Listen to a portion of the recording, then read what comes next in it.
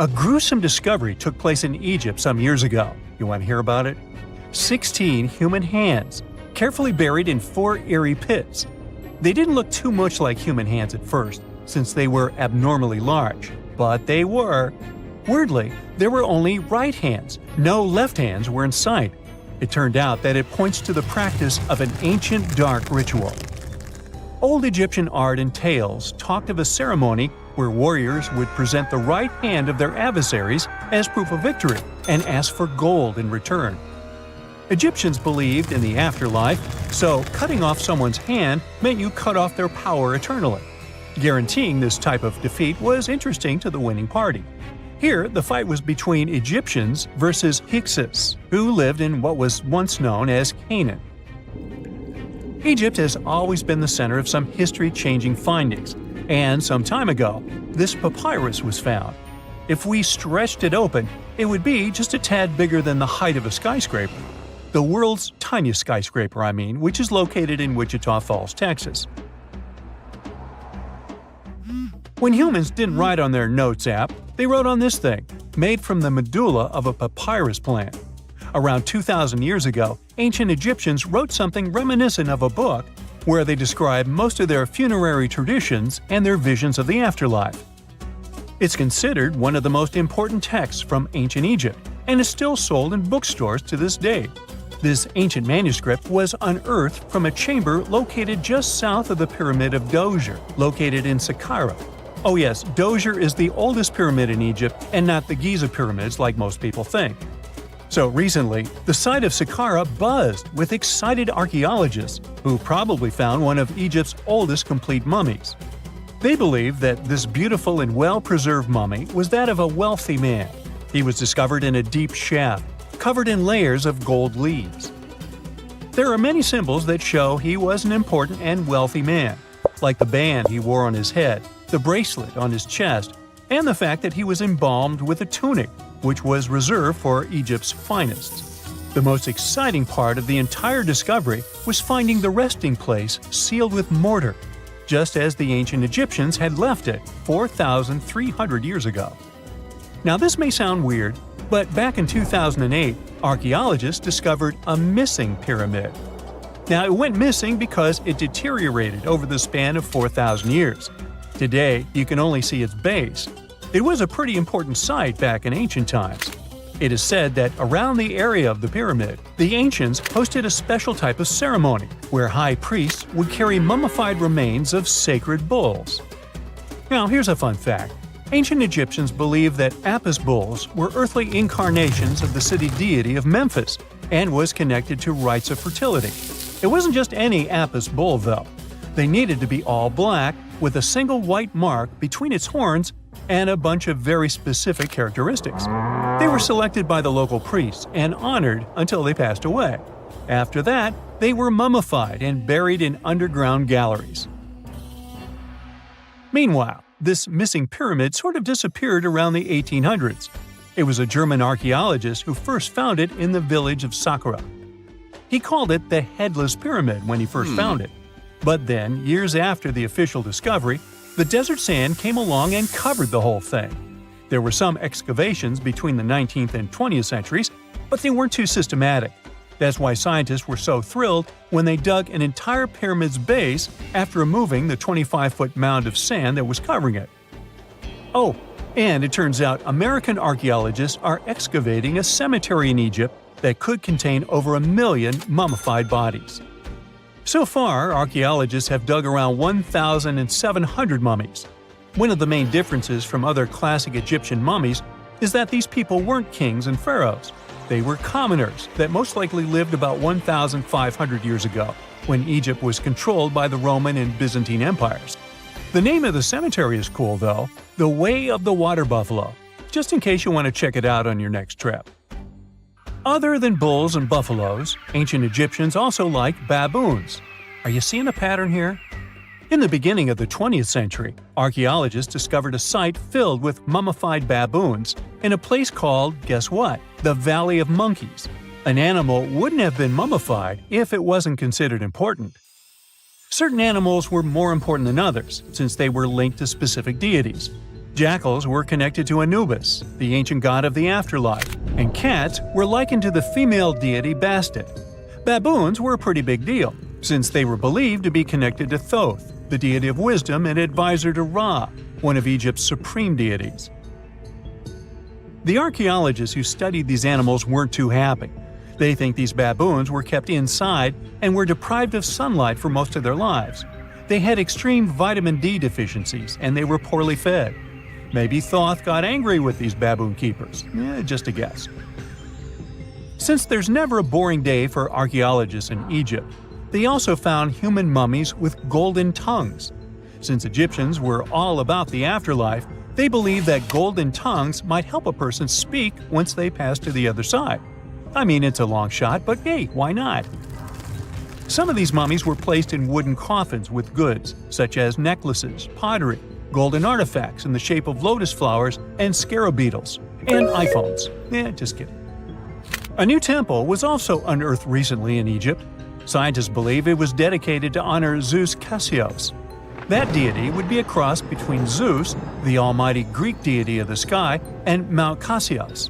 While digging around the Sinai Peninsula in Egypt, archaeologists spotted two pink granite columns poking out of the ground, and bingo. They believe these columns represented the temple's front gate and collapsed during an earthquake many years ago. And speaking of deities, there weren't only super serious deities. Recently, scientists unearthed a golden ring in a city south of Cairo. No, Frodo, it's not magical. It was a normal gold ring, but it had the depiction of the deity of fun, officially named Bes. This deity is often described in sacred texts as a happy chubby dwarf. Today, many tattoos we get are sorta deprived of any sense and are made of aesthetic purposes only. In ancient Egypt, though, women would get tattoos as a token of protection for childbirth. That's what scientists think, at least. Around the Nile region, scientists found some mummies that had well-preserved tattoos, which is a rarity since the skin deteriorates so easily. Two of these women tattooed their lower backs, and the drawings were simple. They were mostly pictures, including that same chubby dwarf we just talked about, Bes. He also had a side hustle as the protector of women during childbirth. Now, would you believe me if I told you ancient Egyptians invented robots? No? Well, that's because that's not entirely true. Sure, they were astronomers, mathematicians, and engineers, and somehow they also squeezed an eccentric invention into that package – an automated deity some scientists called Hathor. This wooden statue had been in the Metropolitan Museum of Art for years before someone noticed its secret. With the help of an X-ray machine, specialists discovered a mechanical operating system inside it. The pulley-like axis goes from the statue's shoulder to her left leg. When the system rotates, the statue raises and lowers her hand. Hey, pick me! Pick me! I got my hand up here. During the early 1920s, the world was mesmerized by King Tut. A British archaeologist, Howard Carter, discovered the young pharaoh's tomb in Egypt's Valley of the Kings, 1922. But the public wasn't only interested in gold and jewelry. The press wrote about the curse of the pharaohs. But was it true? Was an ancient curse really the reason everyone entering the pyramids lost their lives? At the time, this was the only explanation for a series of unexplained passings. The man present at the opening of King Tut's burial chamber, George Herbert V, Earl of Carnarvon, lived only 5 more months after the discovery. He had also sponsored the dig. In comes Sir Arthur Conan Doyle. You probably know of him, the English writer behind Sherlock Holmes. He claimed that an evil elemental caused the explorer's demise. He must have been joking, right? Unfortunately, no. The newspapers continued to blame the pharaoh's curse after every Egyptologist left this world. These are the scientists who study the ancient cultures of Egypt.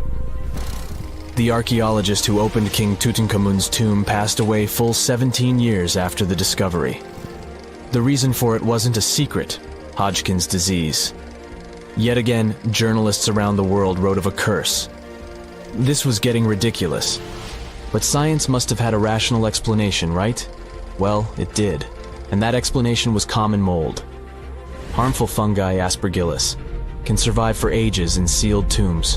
When humans inhale them, there's a high risk of infection in people who have a weakened immune system. Today, doctors believe this is what happened to the unfortunate explorer more than a century ago.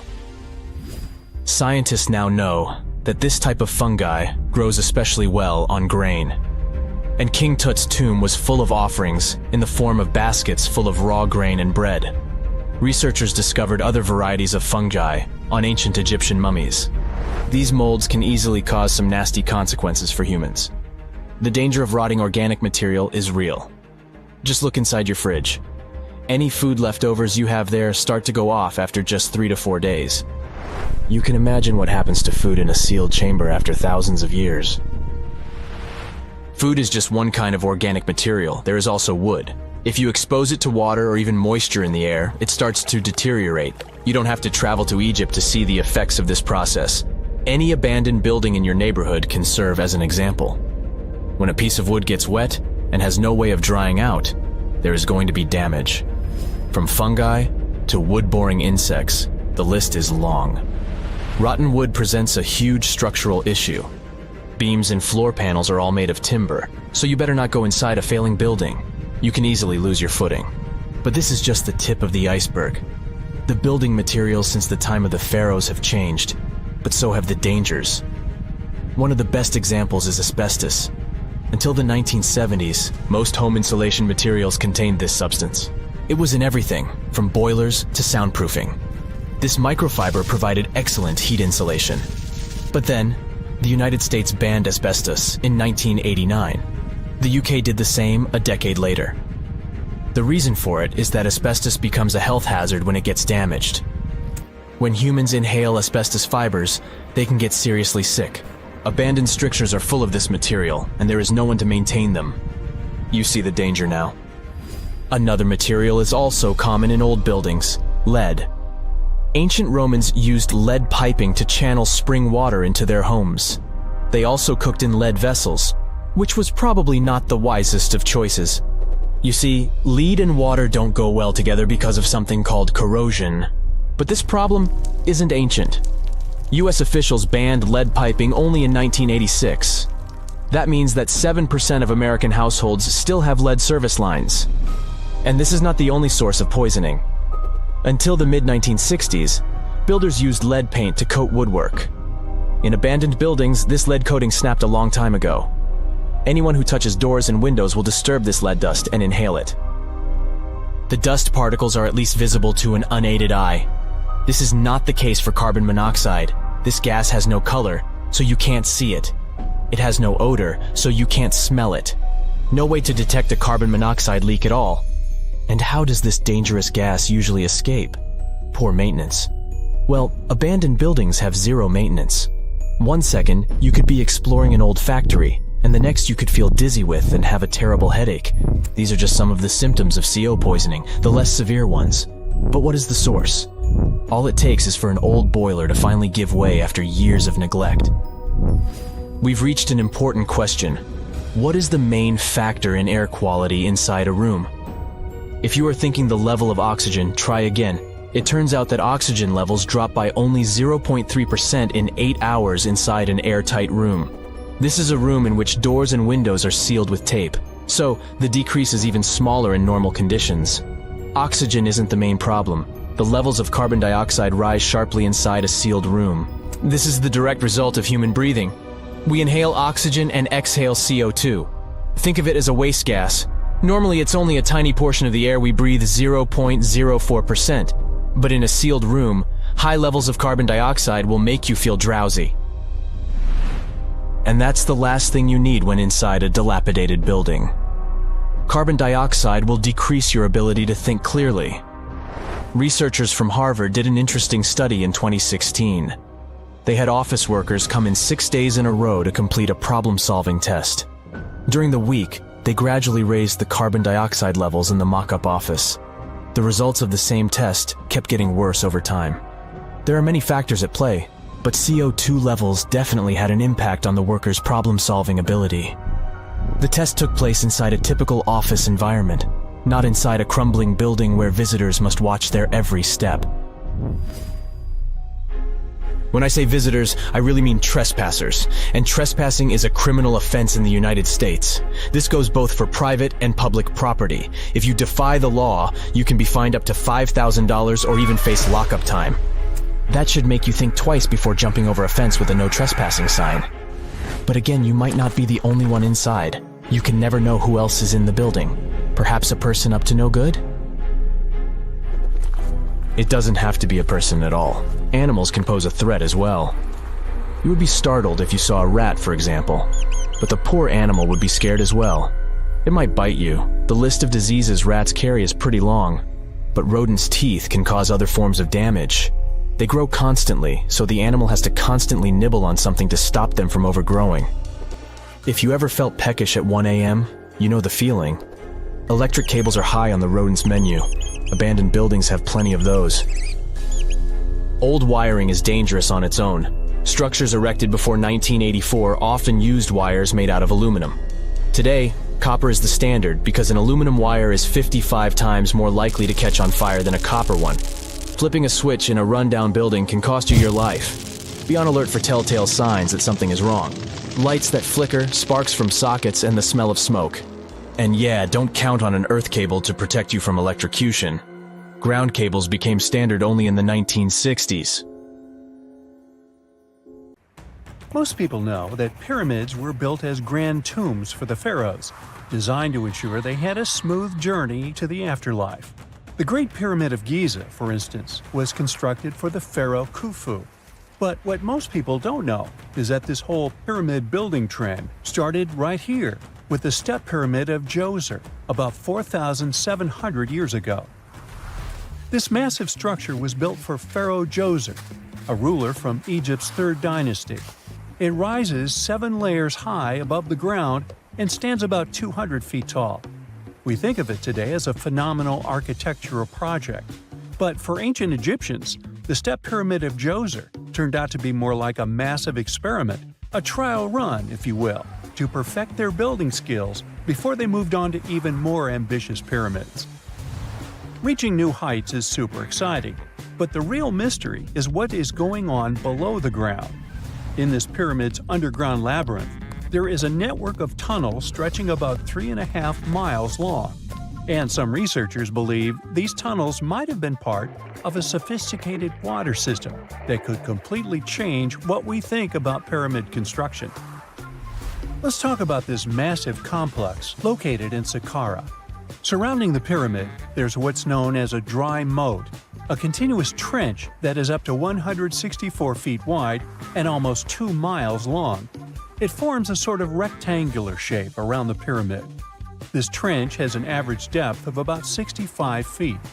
Now, if you were to add up all the earth and rock they dug out to create this moat, it would be about 10 times the volume of the step pyramid itself. For the longest time, people just assumed this trench was nothing more than a huge quarry, a place where they dug up stone and clay to build the step pyramid. Makes sense, right? But when you take a closer look, it doesn't add up. The trench is too narrow and deep to be practical for mining, and its layout doesn't match anything we know about ancient Egyptian quarrying methods. Plus, some sections of the trench are actually covered with a rocky ceiling, which would have made it nearly impossible to use as a quarry. Another theory suggests that the dry moat had some kind of spiritual significance. Maybe it was a sacred place, where souls of nobles gathered to serve the late king in the afterlife. There are even niches in the walls that work as a hint at this spiritual function. But most researchers believe that this purpose likely developed much later, long after the complex was built for Djoser. So what was the moat really designed for? In 2020, a researcher came up with a pretty intriguing idea. It is possible that this trench was actually designed to collect and manage water, especially after heavy rainfalls. Now, that makes sense when you consider the location. The moat sits in an area that could easily have been flooded by runoff water from nearby plains. This could also explain why the trench wasn't used for new graves until much later when the climate became drier and less prone to flooding. The story becomes even more intriguing as this trench appears to be part of a larger, more complex hydraulic system within the Djoser complex. It is like the trench has several compartments, carefully carved out of the rock and connected by tunnels. These compartments likely served as a part of a water treatment system, where water would flow from one compartment to the next, getting cleaner as it moved along. Now, here is where things start to tie into the pyramid itself. The Djoser complex has a series of underground shafts, and some researchers think that water from the moat's deep trench might have been used to power a hydraulic lift system, and this giant water-powered elevator could have been used to raise the heavy stones needed to build the pyramid. It worked like a volcano, but instead of lava, water did the heavy lifting. Imagine a big deep hole in the ground at the center of the pyramid site. Inside this hole, there was a huge wooden platform, kind of like a giant raft that could move up and down. When the workers wanted to lift a heavy stone, they would fill the hole with water. As the water rose, the wooden platform started to float up, carrying the stone with it, almost like a giant water-powered elevator. When the stone reached the right height, the workers slid it off the platform and onto the pyramid. The idea is that water from the deep trench, after being cleaned and filtered, would flow into these shafts. A massive float, possibly made of wood, would then rise as the water filled the shaft, lifting the stones up to where they were needed for construction. Once the stone was in place, they'd let the water out, lowering the platform back down to the bottom, ready to lift the next stone. This fancy hydraulic lift system could have been a game changer, making the whole building process a lot faster and more efficient without using a lot of workforce. It is like the ancient Egyptians were already embracing the whole idea of work smarter, not harder. But of course, not everyone is on board with this theory. Some experts argue that the area where the step pyramid of Djoser was built couldn't have held enough water from occasional rains to maintain such a fancy hydraulic system. The main theory suggests that, in the past, there might have been some kind of lake nearby that would have filled up after a period of rain, and this lake could have supplied water to the complex's hydraulic system. But there is no mention of such a lake in any ancient Egyptian writings, so it might be more of a what-if situation than a reality. And then there's the issue of the hard work itself. Remember when I said this method could have allowed the ancient builders to raise stones with far less effort? Well, that might not be entirely true. According to some experts, just building this hydraulic device would have required a lot more heavy work than simply moving the stone blocks using good old-fashioned manpower. And let's not forget, the step pyramid of Djoser is like a baby pyramid compared to those that came later. The stones used for Djoser's pyramid weighed, on average, about 660 pounds each, which is nothing compared to the more than 2.5-ton blocks used later for the pyramid of Chephren. If this cool water lift theory gets completely ruled out, we still need to explain how this pyramid was built in the first place. To answer that, we need to rewind a bit and talk about the original plans. See, before Djoser's tomb became a pyramid, the idea was to construct a simple mastaba. This type of tomb was pretty common in earlier periods, a flat-roofed, rectangular structure with sloping sides. But after the original mastaba was finished, they decided to expand it a bit by adding more layers on top. And then they added even more layers, until the construction reached 6 distinctive steps, each one smaller than the previous. And they probably did all this by raising those heavy stones using ramps, not a water-powered elevator. There is still so much we don't know about the step pyramid of Djoser. More research is definitely needed to fully understand how this system worked, or if it even existed at all. But the idea of using water to help build the pyramid adds a whole new layer to our understanding of ancient Egyptian engineering. It's a powerful reminder of just how clever and resourceful those builders were, using the natural landscape and the power of water to create one of the most iconic monuments in history. It's nighttime, and you're about to walk inside Pharaoh Tutankhamun's final resting place. You know, King Tut. You don't have a torch, but at least you came with a flashlight. You walk down several flights of stairs and observe how the walls are carved in hieroglyphics and what looks like a spell. Those who take anything from this place will be doomed for life, the spell says. Even if you don't really believe it, this scares you a little bit. You find a huge stone door. Is it a trap? You manage to open it, but oh no, it's only an empty chamber. You check your map. It seems like you're heading in the right direction. After what feels like hours, you realize you must be trapped inside a labyrinth. You try to retrace your steps, but you can't find the door where you came in from anymore. That's it, you think to yourself. You've fallen for the pharaoh's trap. What's worse, you didn't bring a lunch. Okay, so we've all seen Hollywood movies where the main character is exploring ancient ruins and faces some seriously dangerous traps, right? We've been told Egyptian royalty protected their final resting places with venomous scorpions and snakes, sliding doors that will trap you for life, and giant rolling boulders that will crush anyone on their paths. The thing is, were these traps truly real? Well, I regret to be the one to break it to you, but this is all fiction. These elaborate traps were too technologically advanced for ancient civilizations to pull off. That is not to say, however, that there weren't any traps at all. Ancient civilizations, like the Egyptians and the Mayans, are known for their practice of building entire monuments dedicated to the ones who had passed away. These structures would often reflect the position of person occupied in society. So, for the really important people, the VIPs of their times, massive monuments were built to host their bodies long after they were gone.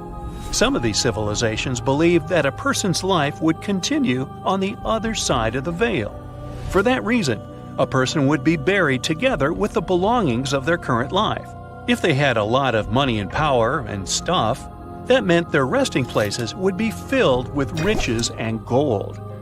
Now imagine if you lived in ancient Egypt and you knew exactly where all the pharaohs' tombs were located and had heard rumors of the amount of wealth kept in these places. Maybe you would be tempted to go check it out, right? We're talking about large rooms filled from floor to ceiling with golden artifacts, jewels, and even money. I mean, it does sound tempting. And since there weren't any security guards protecting the entrance of these places, Egyptians needed to get creative as to how they would protect these riches. These old civilizations found some traps to be useful. A recurring one was building empty rooms inside the monument to confuse a burglar. Now, let's take a look at Amenhotep III's final resting place as an example.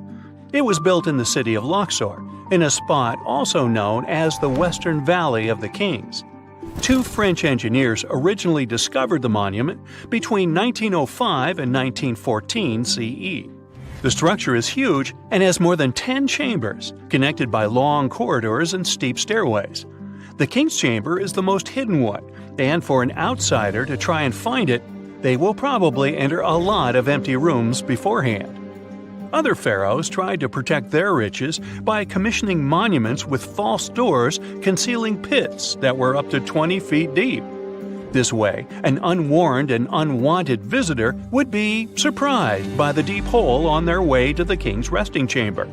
Alongside false doors, pharaohs made sure to build labyrinth-style corridors and false walls. This way, robbers could take hours or days before they found the king's real chamber.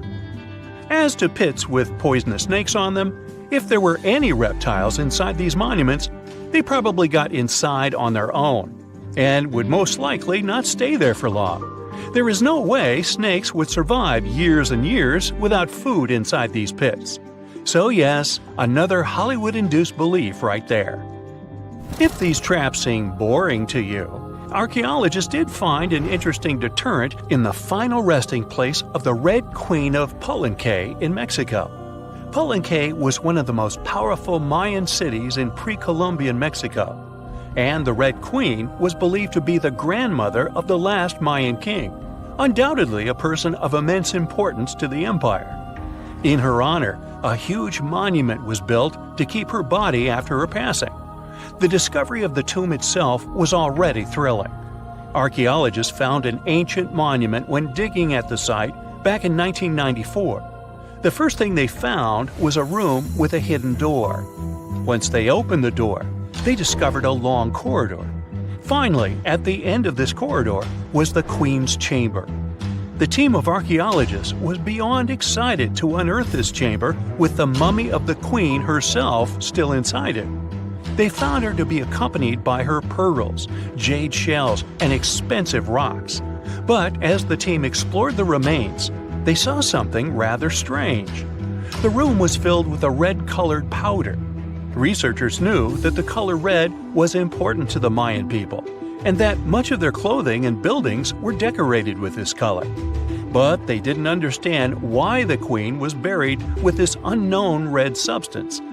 After they took a sample back with them for further analysis, they discovered that the red powder was cinnabar, a very dangerous mineral. This powder, when inhaled, can cause, shall we say, severe health damage to a person. The team concluded that this could only be a trap for anyone trying to steal her riches. Okay, so dangerous powders might have worked as the most intense traps we've seen until now. But perhaps the cheapest way to keep out unwanted visitors was to advertise spells written out all over the monument.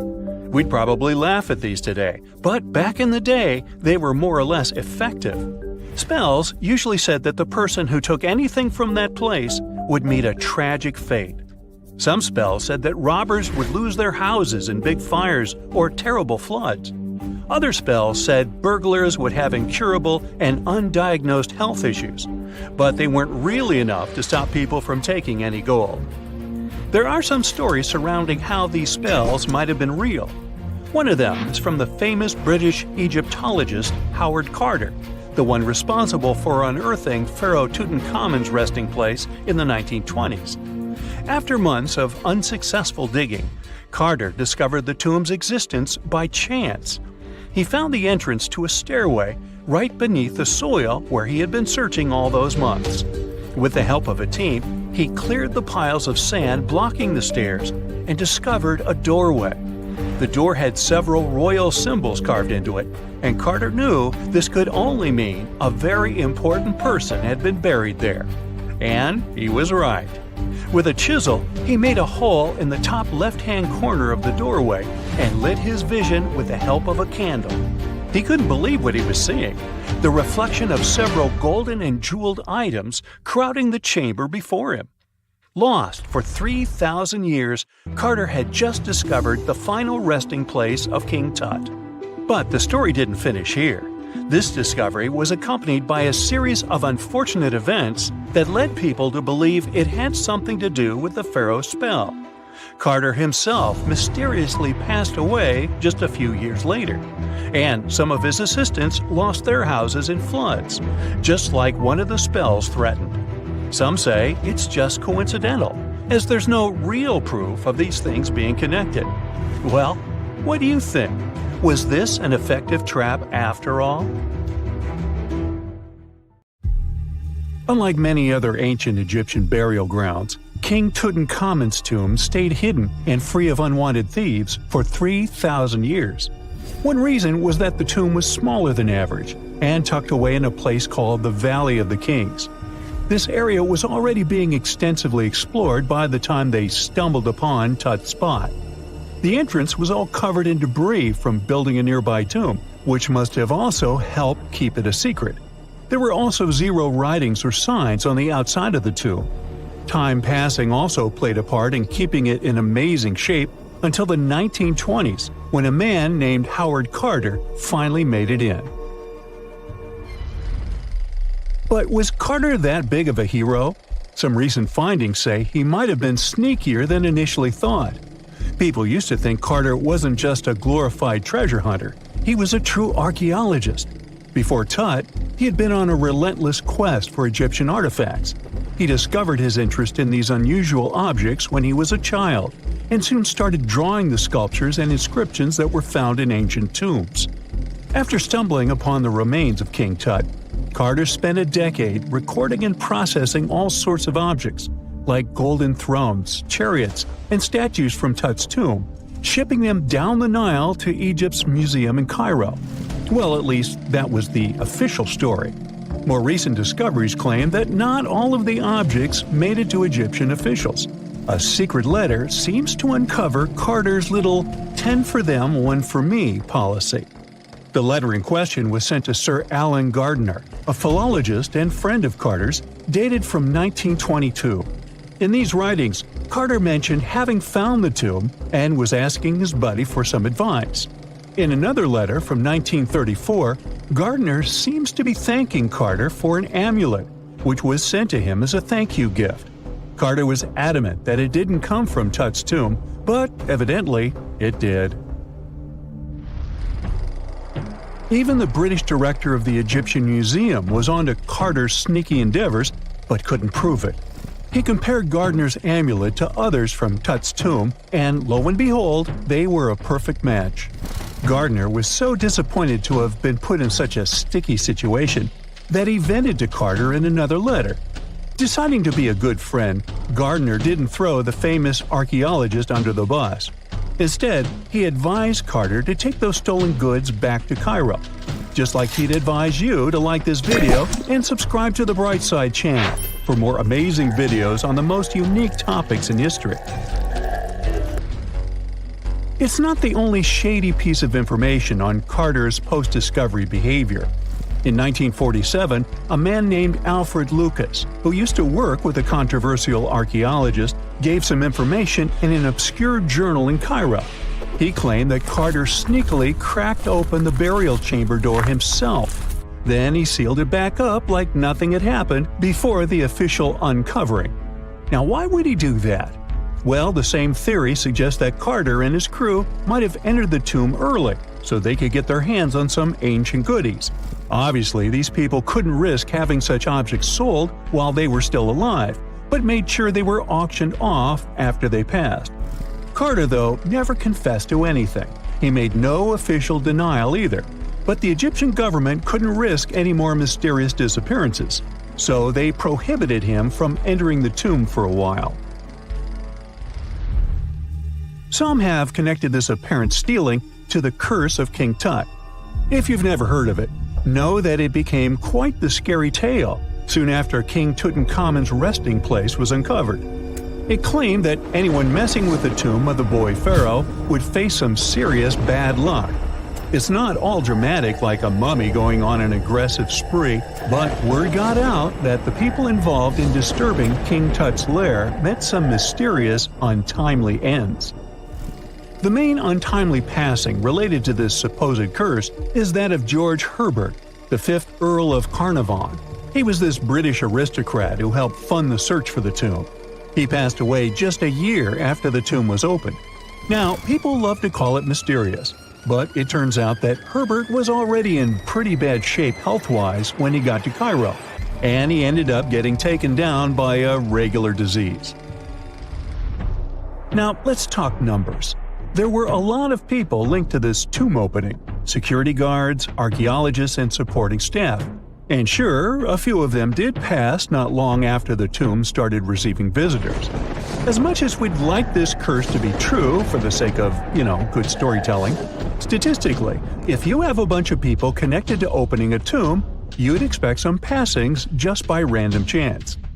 The average lifespan for those supposedly targeted by the ancient curse was more than 20 years after the spell was supposed to kick in. Herbert's daughter even lived until the 1980s, that's half a century later. And Howard Carter himself lived until 1935, a solid 16 years after the big reveal. Some have suggested that the whole curse was nothing more than a careful PR strategy.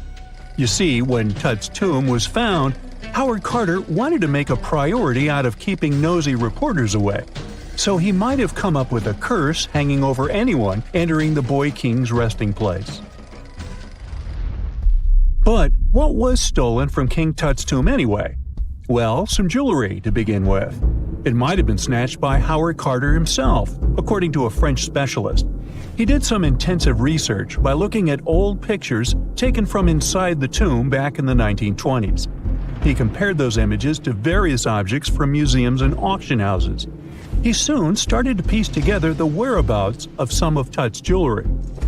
First up, there's this collar that used to be on Tut's chest. It was all broken into pieces, and some parts went via Carter to the Nelson Atkins Museum in Missouri. Meanwhile, other bits ended up on a necklace owned by some unnamed people who tried to sell it in 2015 but failed. Even the Nelson Atkins Museum agrees, as they've confirmed the information on their website. Then there's a headdress piece. Some beads from it that once belonged to Tut apparently got stolen by Carter too. They were also strung into a necklace and are now being held at the St. Louis Art Museum. Another fancy collar made out of glazed ceramic magic spent some time at the Met, far away in New York. Thankfully, it was sent back to Egypt a bit over a decade ago. This seems to have been, as you'd expect by now, also stolen by Carter. Missing artifacts aside, King Tut still gave a ton of amazing objects that helped us learn more about this incredible ancient culture. Starting with the famous burial mask. It's this massive 21-inch gold art piece with semi-precious stones and glass paste. It weighs 22 pounds and showcases the boy pharaoh with a long beard and a headdress with a cobra and vulture. On the back, there's this spell from an important ancient Egyptian spiritual book that's supposed to make sure it works just as well in the afterlife. Tut was also apparently a board game enthusiast. They found 4 board games in his tomb, some made of ivory. Archaeologists also found a pair of gold sandals, though you'd imagine they were more for show than for comfort. In fact, the pharaoh probably never wore them in his lifetime. Now, speaking of fashion items, it turns out Tut was quite the fancy ruler. They even found a mannequin in his tomb that was used to pick out, adjust, and store his outfits and jewelry. The boy king seemed to have also enjoyed some music, based on the 2 trumpets historians found in his tomb. Though they were played back in 1935 in a BBC broadcast, the instruments are today considered too fragile to be maneuvered. Consider the Great Pyramids, one of the original 7 wonders of the world and the only one that still exists today. Did you know that the pyramids of Giza weren't the only pyramids out there? And they weren't even the first ones. First, there were the pretty good pyramids, but they didn't catch on. Nah, I made that up. Back to the story. In ancient Egypt, it was believed that kings were chosen by gods to serve on earth as their mediators. In the afterlife, they were expected to become gods themselves. The pyramid complex was built to make sure that the king had everything they might need in the afterlife. The complex included the pyramid, a palace, and temples. The tomb in the pyramid, where the king was buried, was filled with many things they might need, like furniture, food, and gold vessels. Actually, the first pyramid had been built 80 years before the first pyramid of Giza appeared. Overall, there were around 100 of them. Some weren't finished though, since the construction took a while and not every pharaoh lived long enough to see the end of the construction. And now let's talk about the construction itself. The biggest of the pyramids of Giza is as tall as a 40-story building. So how on earth did they manage to build a structure that massive 5,000 years ago, long before machines and other equipment appeared? Well, let's figure it out. So Pharaoh Khufu ascended the throne around 2575 BCE, and his architects started the construction of the oldest and biggest of the pyramids of Giza. He figured that over 2 million limestone blocks had to be used to build the pyramid, each weighing around 2.5 tons, around the weight of a rhino. The architect wanted to finish the construction in 20 years. To make it possible, a stone had to be carried and pushed into place every 4 minutes, 24 hours a day, 7 days a week, and 365 days a year, except leap year. So obviously, a lot of workers were needed to make it happen. Many believe that it was enslaved people who worked at the pyramid's construction site, but that's not true. Workers came from all over Egypt to contribute to the project, all in all, around 25,000 of them. The Egyptians were doing all kinds of work, starting with manual labor and crafting tools to administrative work. They all worked around 10 hours a day. They were housed and well-fed, and they were overall living a more comfortable life than an average Egyptian could afford at that time. Supposedly, the builders lived in a nearby temporary city and were a highly organized community with a strong leader. The pyramids seemed to be designed to align with the points on a compass, and their sides symbolized the rays of the sun. But back at that time, there were no compasses. Ancient Egyptians figured out the directions themselves and with amazing precision. To align the pyramids, they used two constellations. The construction site was arranged on the west bank of the Nile River. This also had a symbolic meaning. Just like the sun sets in the west, life sets in the west as well. The second pyramid of Giza was for Khufu's son, Pharaoh Khafre. It's a bit smaller, but this one has the famous noseless statue of the Sphinx. Of course, originally it had a nose. I would tell you what happened to it, but it's still a mystery, and no one knows for sure. Sphinxes have the body of a lion and the head of a human. They were considered guardians of important areas. This famous Sphinx, also pronounced Sphinx, has the head of Pharaoh Khafre and is guarding his pyramid, facing the sunrise. The Sphinx is one of the biggest and oldest statues in the world.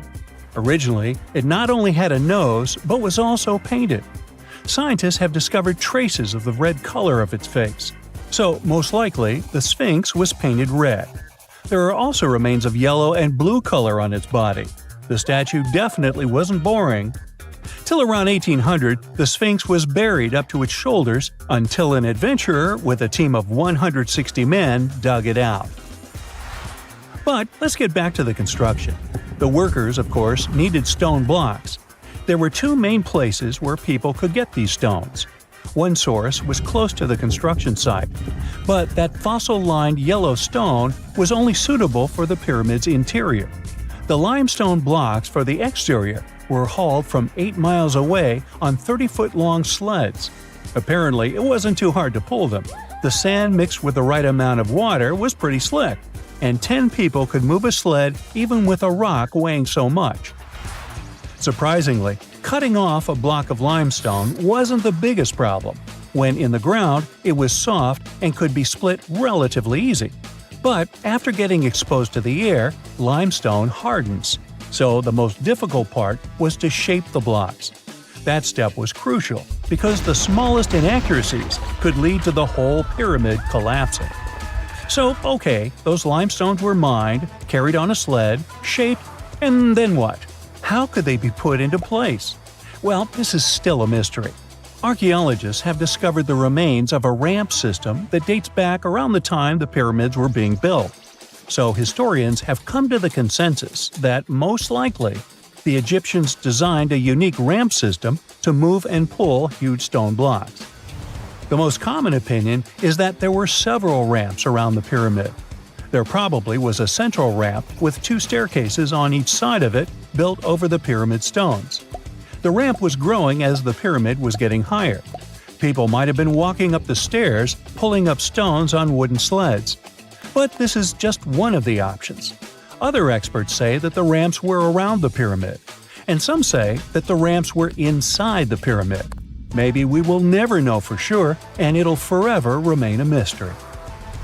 The exterior limestone of the pyramid was polished with sand and stone until it gleamed.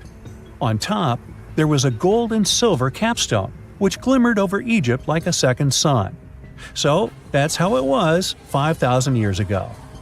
Now, about the interior. Surprisingly, there's not much inside the pyramid.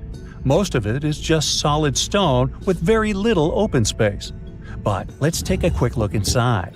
From the entrance, there are 2 stairways, one going down and the other going up.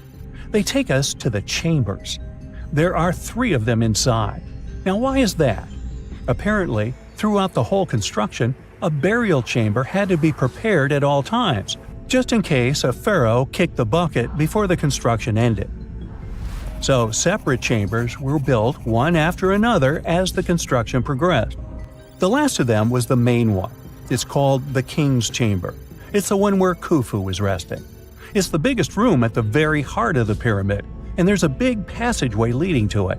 It was likely used as a kind of elevator to move granite up to build the interior.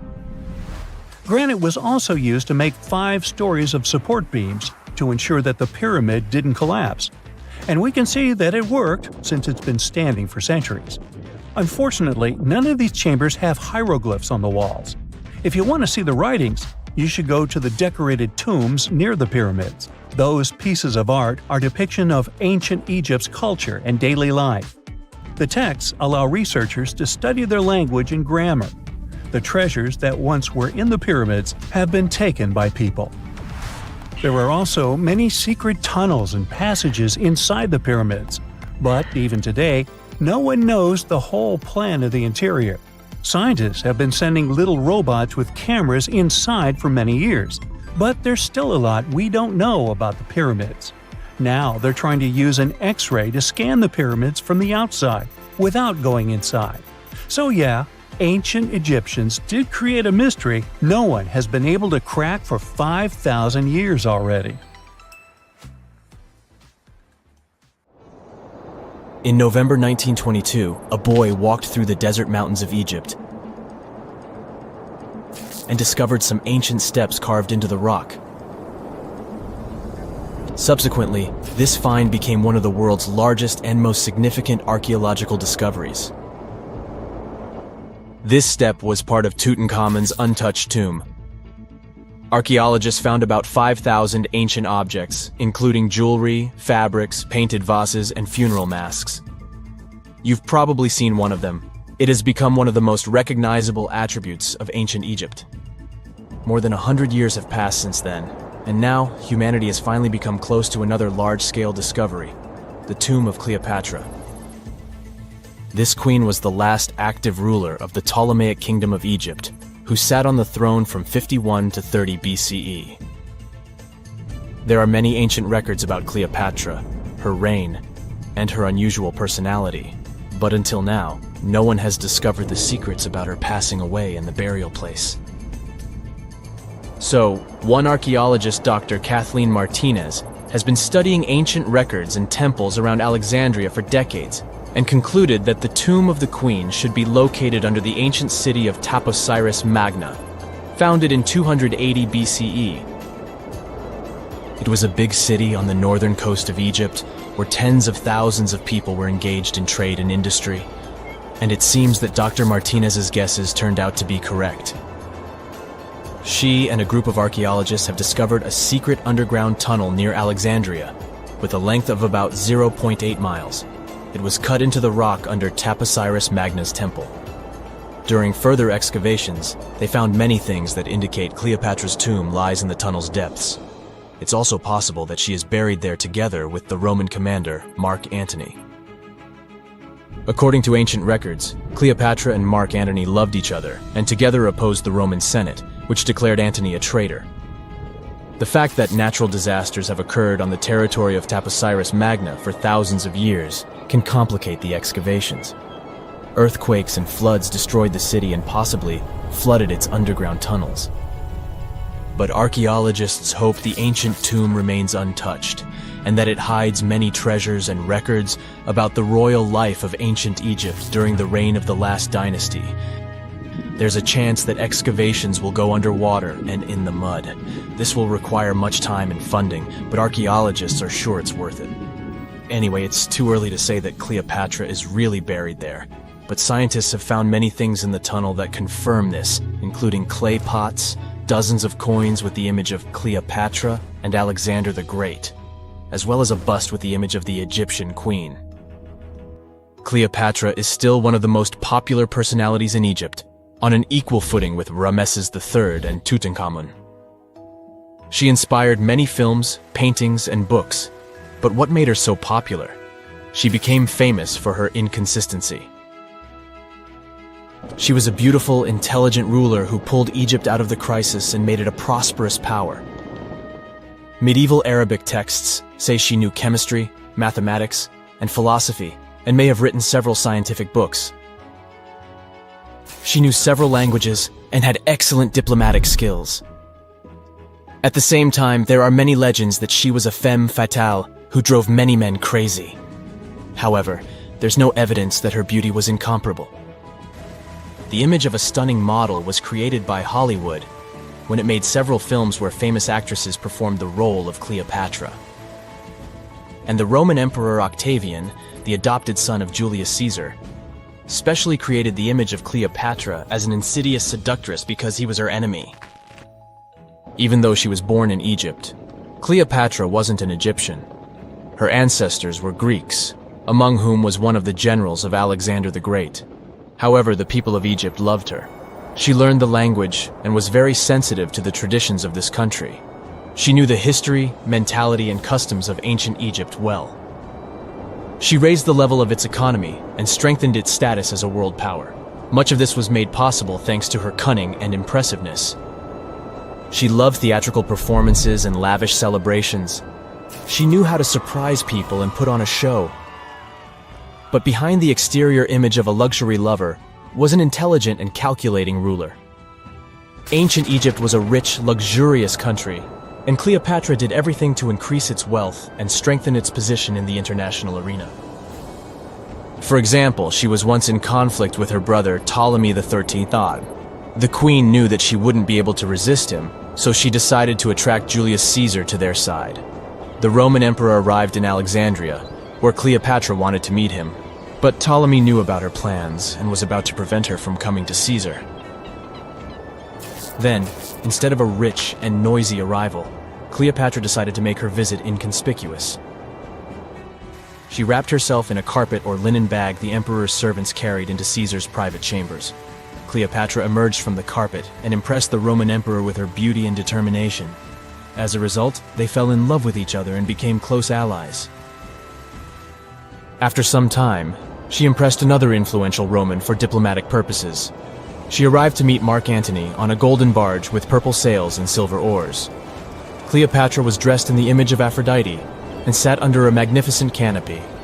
Her servants dressed like cupids and were blowing her fan and burning incense. But Cleopatra created such a show for a reason. She knew that Antony revered Greek mythology and considered himself the embodiment of Dionysus. As a result, he was so impressed with this woman that he ended up marrying her. Cleopatra defended her crown, strengthened her alliance with Rome, and bore Antony 3 children. In Egypt, they threw big parties and enjoyed wealth with power. However, the relationship of a high-ranking official with the Egyptian queen caused a scandal in Rome. Octavian was Antony's primary opponent in the struggle for power, so he exploited the situation to darken the competitor's reputation. He used propaganda to make Cleopatra an insidious seductress in the eyes of Roman citizens. He accused Antony of succumbing to her charms. The Roman Senate supported Octavian and declared Cleopatra an enemy.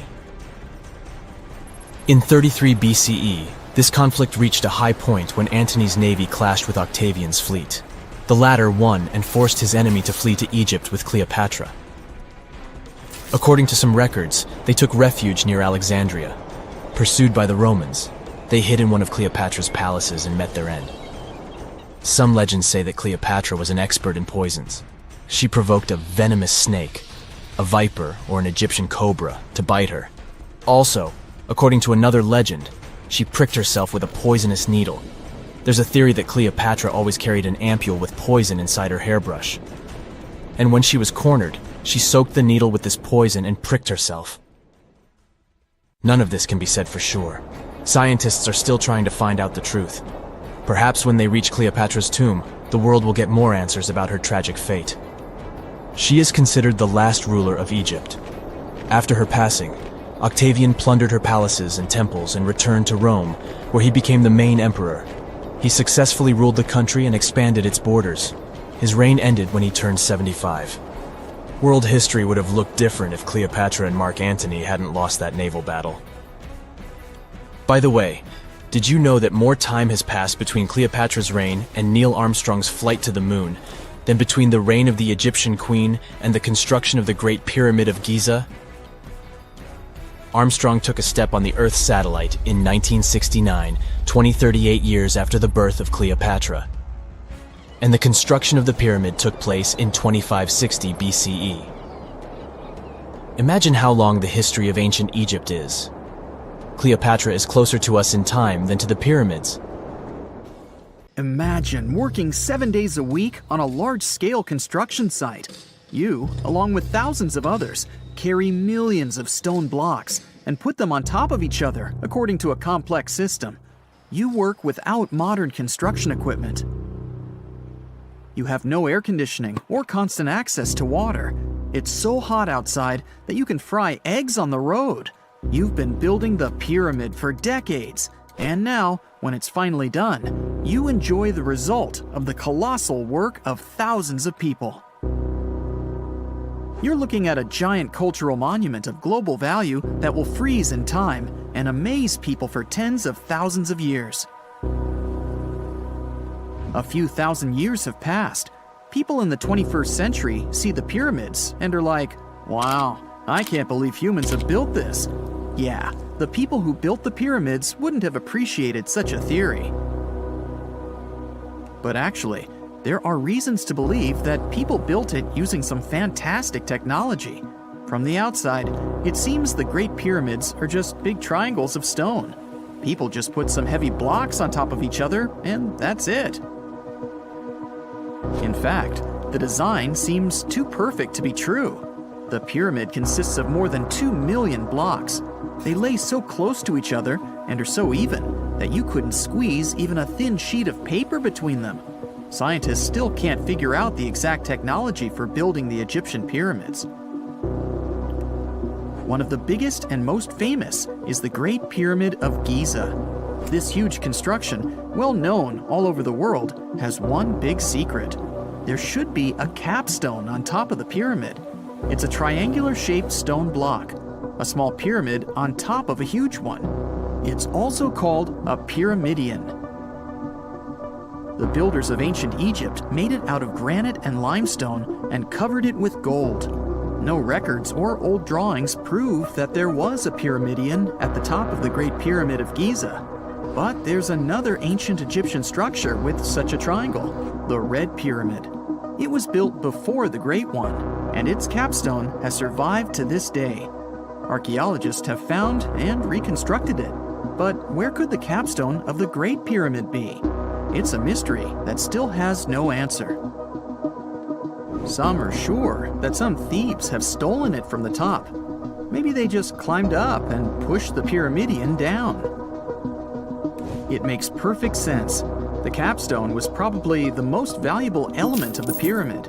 Many scientists and archaeologists still don't know its exact purpose. Some believe that this peak covered with gold glorified the pharaohs.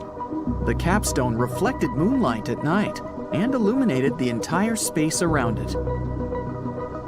During the day, the capstone reflected sunlight with its shiny surface. You could have noticed it from afar. The top of the pyramid was a kind of guiding star for lost travelers. All other stone blocks of the pyramid consist of limestone. People polished them to make them look shiny. In the past, they were even glowing and reflected light. You could see glowing pyramids from space, although they looked like tiny lights.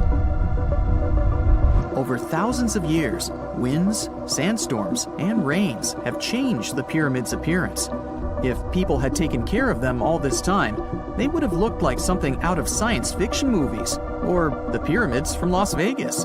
But unfortunately, we will never see their original appearance. Some archaeologists and scientists believe that the capstone could absorb the sun's energy and distribute it evenly throughout the pyramid. No one knows precisely why the Egyptians needed this technology. There's a theory the pyramids are ancient energy systems. The pharaohs applied this energy to use some unique technologies that were more advanced than all the achievements of the 21st century. And the triangular shape of the pyramids was ideal for boosting this electromagnetic energy. In theory, solar radiation, or electromagnetic forces, accumulated at the top of the pyramid, filled the inner rooms, and then went down the walls to the base. Any surface distortion could prevent the flow from spreading, so they had to create a perfectly smooth surface. That's why they installed the blocks so that nobody could squeeze a needle or razor blade between them. Many people believe in this theory because they built the pyramids from limestone. This material can hold energy inside itself. In the inner part, they created granite deposits to cause air ionization, that is, to create an electric charge. They also dug channels under the pyramid for water to transmit electricity. And at the top, they put a gold capstone, the best conductor of electricity. So, this is how you get a great power generator. Different cultures used similar technologies to create electricity all over the world. But these are all theories. If it had been working, humanity would have used these technologies today. There are mentions of the metal industry, chemistry, engineering, physics, mathematics, and astronomy in some ancient records. Most scientists don't believe in all these things. We know the detailed stages of the technology's development in different cultures. In the 21st century, scientists, historians, and anthropologists can track the evolution of all modern devices. If people had created some technological inventions in ancient times, the history of the world would have looked different. Perhaps all the achievements of antiquity could have been wiped off the face of the earth by global cataclysms, and it can happen to us. Just imagine how people would dig up a laptop in 5,000 years. Perhaps they wouldn't understand what kind of device it is.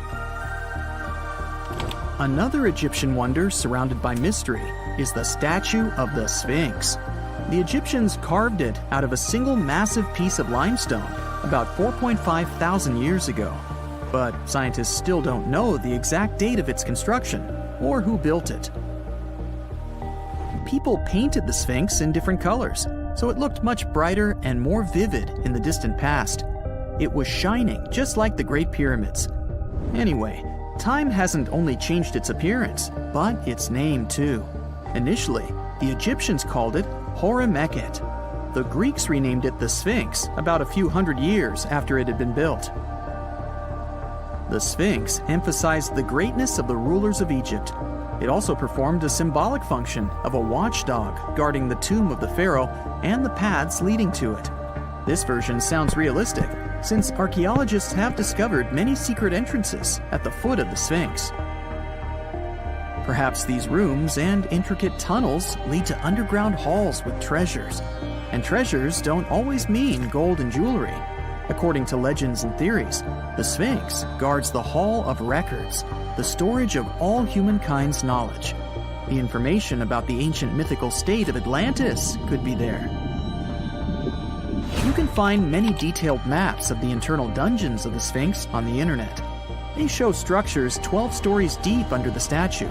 It looks like a small city filled with gold, scrolls of knowledge, and various ancient artifacts. But don't believe all these maps. These are just theories. Several thousand years have passed, but people have very little information about it. Archaeologists know that there are still many strange and exciting things about the Sphinx that are still undiscovered. Some locals are afraid to research because they believe they can awaken something terrible from the underground depths. Therefore, it's mostly scientists from other countries who conduct the excavations. In 1998, scientists discovered strange tunnels leading to empty rooms under the Sphinx. They realized that some people tried to get there through tunnels in the past, and maybe those people took all the treasures that were there. One of the legends says that some powerful artifact lays beneath the Sphinx. Its technology can change the whole world, but the locals are hiding it because it can damage the planet. Some believe that you can find evidence of unknown technologies painted on the granite walls in the pharaohs' tombs. But most likely, these paintings and signs tell us the myths and legends of ancient Egypt. But what if Egyptian symbols and drawings are detailed instructions for using ancient technologies? What if the locals that lived at that time thought, people in the future won't be able to get energy themselves. Let's leave some detailed instructions for them. Anyway, there are many riddles and theories.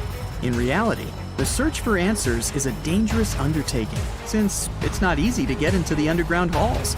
Excavations can ruin the structure of the entire Sphinx. Any person inside the tunnels may get lost and never be able to find their way back. Besides, it costs a lot of money.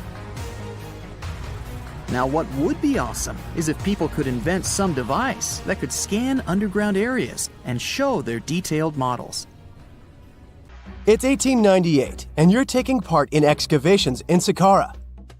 This place, not far away from Cairo, is full of ancient tombs and pyramids. You're in your Indiana Jones mood and hope to find something really phenomenal to become famous. Gold, manuscripts, treasure maps, mummies of famous pharaohs. Wait, a wooden bird? You're really disappointed as it looks like a regular toy. An old one, but still. Little do you know that years later, someone would propose that your bird was actually an ancient monoplane. So the artifact, nicknamed the Sahara bird, is made of a sycamore tree. The birdie has a wingspan of just 7 inches and weighs around 40 grams. A perfect original souvenir from Egypt, I would say. It's over 2,000 years old and looks pretty plain, without any carvings of feathers or other intricate ornaments. It has a beak and eyes though, which makes our find look like a hawk, the emblem of the deity Horus. Its tail is rather unusual as it's squared, looks weirdly upright, and it seems like the sunken part of it was the place for a now missing piece. Humans love solving a good mystery, so there have been several attempts to explain the use of the birdie. First, quite simply, is that it was a ceremonial object. The second idea is that it was a toy for a child from some well-off family. It could have been some sort of boomerang, which was a popular concept in ancient Egypt. Then there was a theory that the bird had been used as a weather vane. But this one has been debunked as the figure doesn't have any holes or markings, except for the one made at the museum in Cairo to fix the exhibit on a stick. So there was no way to hang it in the past. Almost a century after the bird was found, Egyptologist Dr. Khalil Masiha proposed a new theory that it could have been a model of a monoplane. He believed the bird was missing a horizontal tailplane. Otherwise, it had its wings set at a right angle, similar to that of modern planes. It could have worked to generate the aerodynamic lift necessary for flights. Dr. Masiha also claimed that it was common at that time to place miniature models of technological inventions in tombs. So, did the ancient Egyptians really invent the plane in 200 BCE? That would make the Wright brothers, who are considered the inventors of aviation, really upset. They made one of their first flights only in 1903. There's just one way to know for sure, and that is to test the model. But you know, the ancient museum in Cairo would unlikely let one of their cherished exhibits fly around like a toy. That's why glider designer Martin Gregory built a similar model, this time of balsa wood, and concluded that even with the missing tailplane, the plane wasn't much of a flyer. Case solved? Not really. This didn't sound convincing enough to the History Channel, so they invited an aerodynamics expert to build another replica of the bird. He tested it in weather conditions similar to those in Egypt and was impressed with the little plane's abilities. So, if they did invent the prototype of a plane back in the times of pharaohs, it would be a good example of an oupart. That's an out-of-place artifact, an object that's way ahead of its time in terms of technology or history. And the Sahara bird isn't the only example of such a revolutionary concept. In 1901, a group of divers retrieved the Antikythera mechanism from an underwater shipwreck near the Greek island of Antikythera. It's been dubbed the world's first analog computer, and it's currently dated around 100 BCE.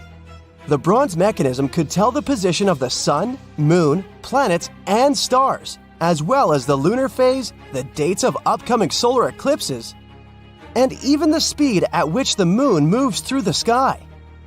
No one's sure who used it and how or where it was made, but it's obvious that it's extremely precise and way too advanced for its time. The first flushing toilets in the world were invented in the middle of the 20th century. Just kidding. The ancient Minoans on the Mediterranean island of Crete and the Indus Valley civilization both came up with this brilliant invention at the same time, around 4,000 years ago. The plumbing and sanitation were so well done that no one managed to design anything better until 2,000 years later. One ancient Minoan lavatory was discovered at the Palace of Knossos. It looks like it had a wooden seat set over a tunnel that directed water from a rooftop reservoir to an underground sewer. Other varieties got water from jugs. Only the super rich people could afford all this glory. So if you wanted to shop for real estate back then, the flushing toilet would be a telltale sign you were in the rich neighborhood. Automated doors became a cool, seemingly new invention back in 1931. But the technology behind them is actually much older. Think the 1st century CE old. Mathematician and engineer Heron of Alexandria came up with a hydraulic system to open and close temple doors. To bring it into action, you need to light a fire to produce heat. There was a brass pot under the fire, half filled with water. The inventor connected the brass pot to containers that acted as weights. When the fire was burning, the water moved into the containers. They went down and pulled the ropes. It was nothing like a supermarket door that opens in front of you before you even have time to think. Heron's door took hours to open, and there was no way to stop the process. That's why they only opened the doors once a day before people entered the temple, to add some mysticism at the temple during ceremonies. Spooky. Looks like the first ever battery was invented in Baghdad around 2,000 years ago. A German archaeologist found this oval-shaped clay jar in 1938. Scientists are still not sure what purpose it served and who exactly invented it. There is a theory that it was used for electroplating objects with precious metals. When they filled it with a weak acid like vinegar, the battery produced around 1 volt of electricity. Another theory says it was a vessel for sacred scrolls. Would you like to buy contact lenses designed by Leonardo da Vinci himself? In 1508, he invented a glass lens with a funnel on one side. You were supposed to wear it with water inside to improve your vision. Sounds a bit uncomfortable, doesn't it? So, around a century later, French scientist René Descartes decided to improve the idea and make the cornea contact the future lenses. Contacts because they contact your eyes, get it? The glass tube with liquid did help improve vision, but blinking was sadly impossible. 2.5 centuries later, new technologies in the glass industry let scientists design contacts that would fit in the eye and even let the wearer blink. Thanks, guys! Still, those lenses were made of heavy blown glass and didn't let the eye breathe. About 50 years later, contacts became plastic. Lightweight, unbreakable, and scratch-resistant, but still covering the entire eye. And then, in 1948, an English optical technician accidentally sanded down a plastic lens and figured out they'd still be in place even if they covered only the cornea. Imagine you're living in 19th century London and need to send a message to New York. It would have taken about 10 days to get there by ship. So when delivery time went from days to hours in 1858, it was a true sensation. The first message was sent by Queen Victoria herself. It was all made possible thanks to the transatlantic telegraph cable, running under the ocean. Sadly, the new cool invention only lasted a few weeks. It took years to bring it back to life. This summer, you finally decide to go on that once-in-a-lifetime round-the-world trip. The first stop of this exciting adventure is in Europe. You start your journey in Italy, the country of pasta and pizza and delicious gelato.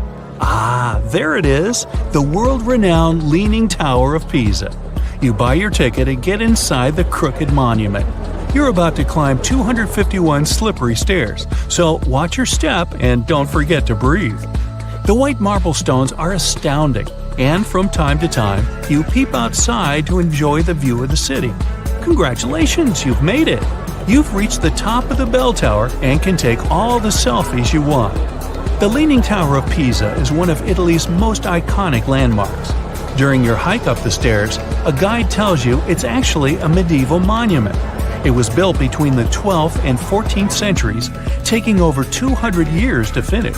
And in case you're wondering if it's always been tilted, I can say without a doubt, yes it has.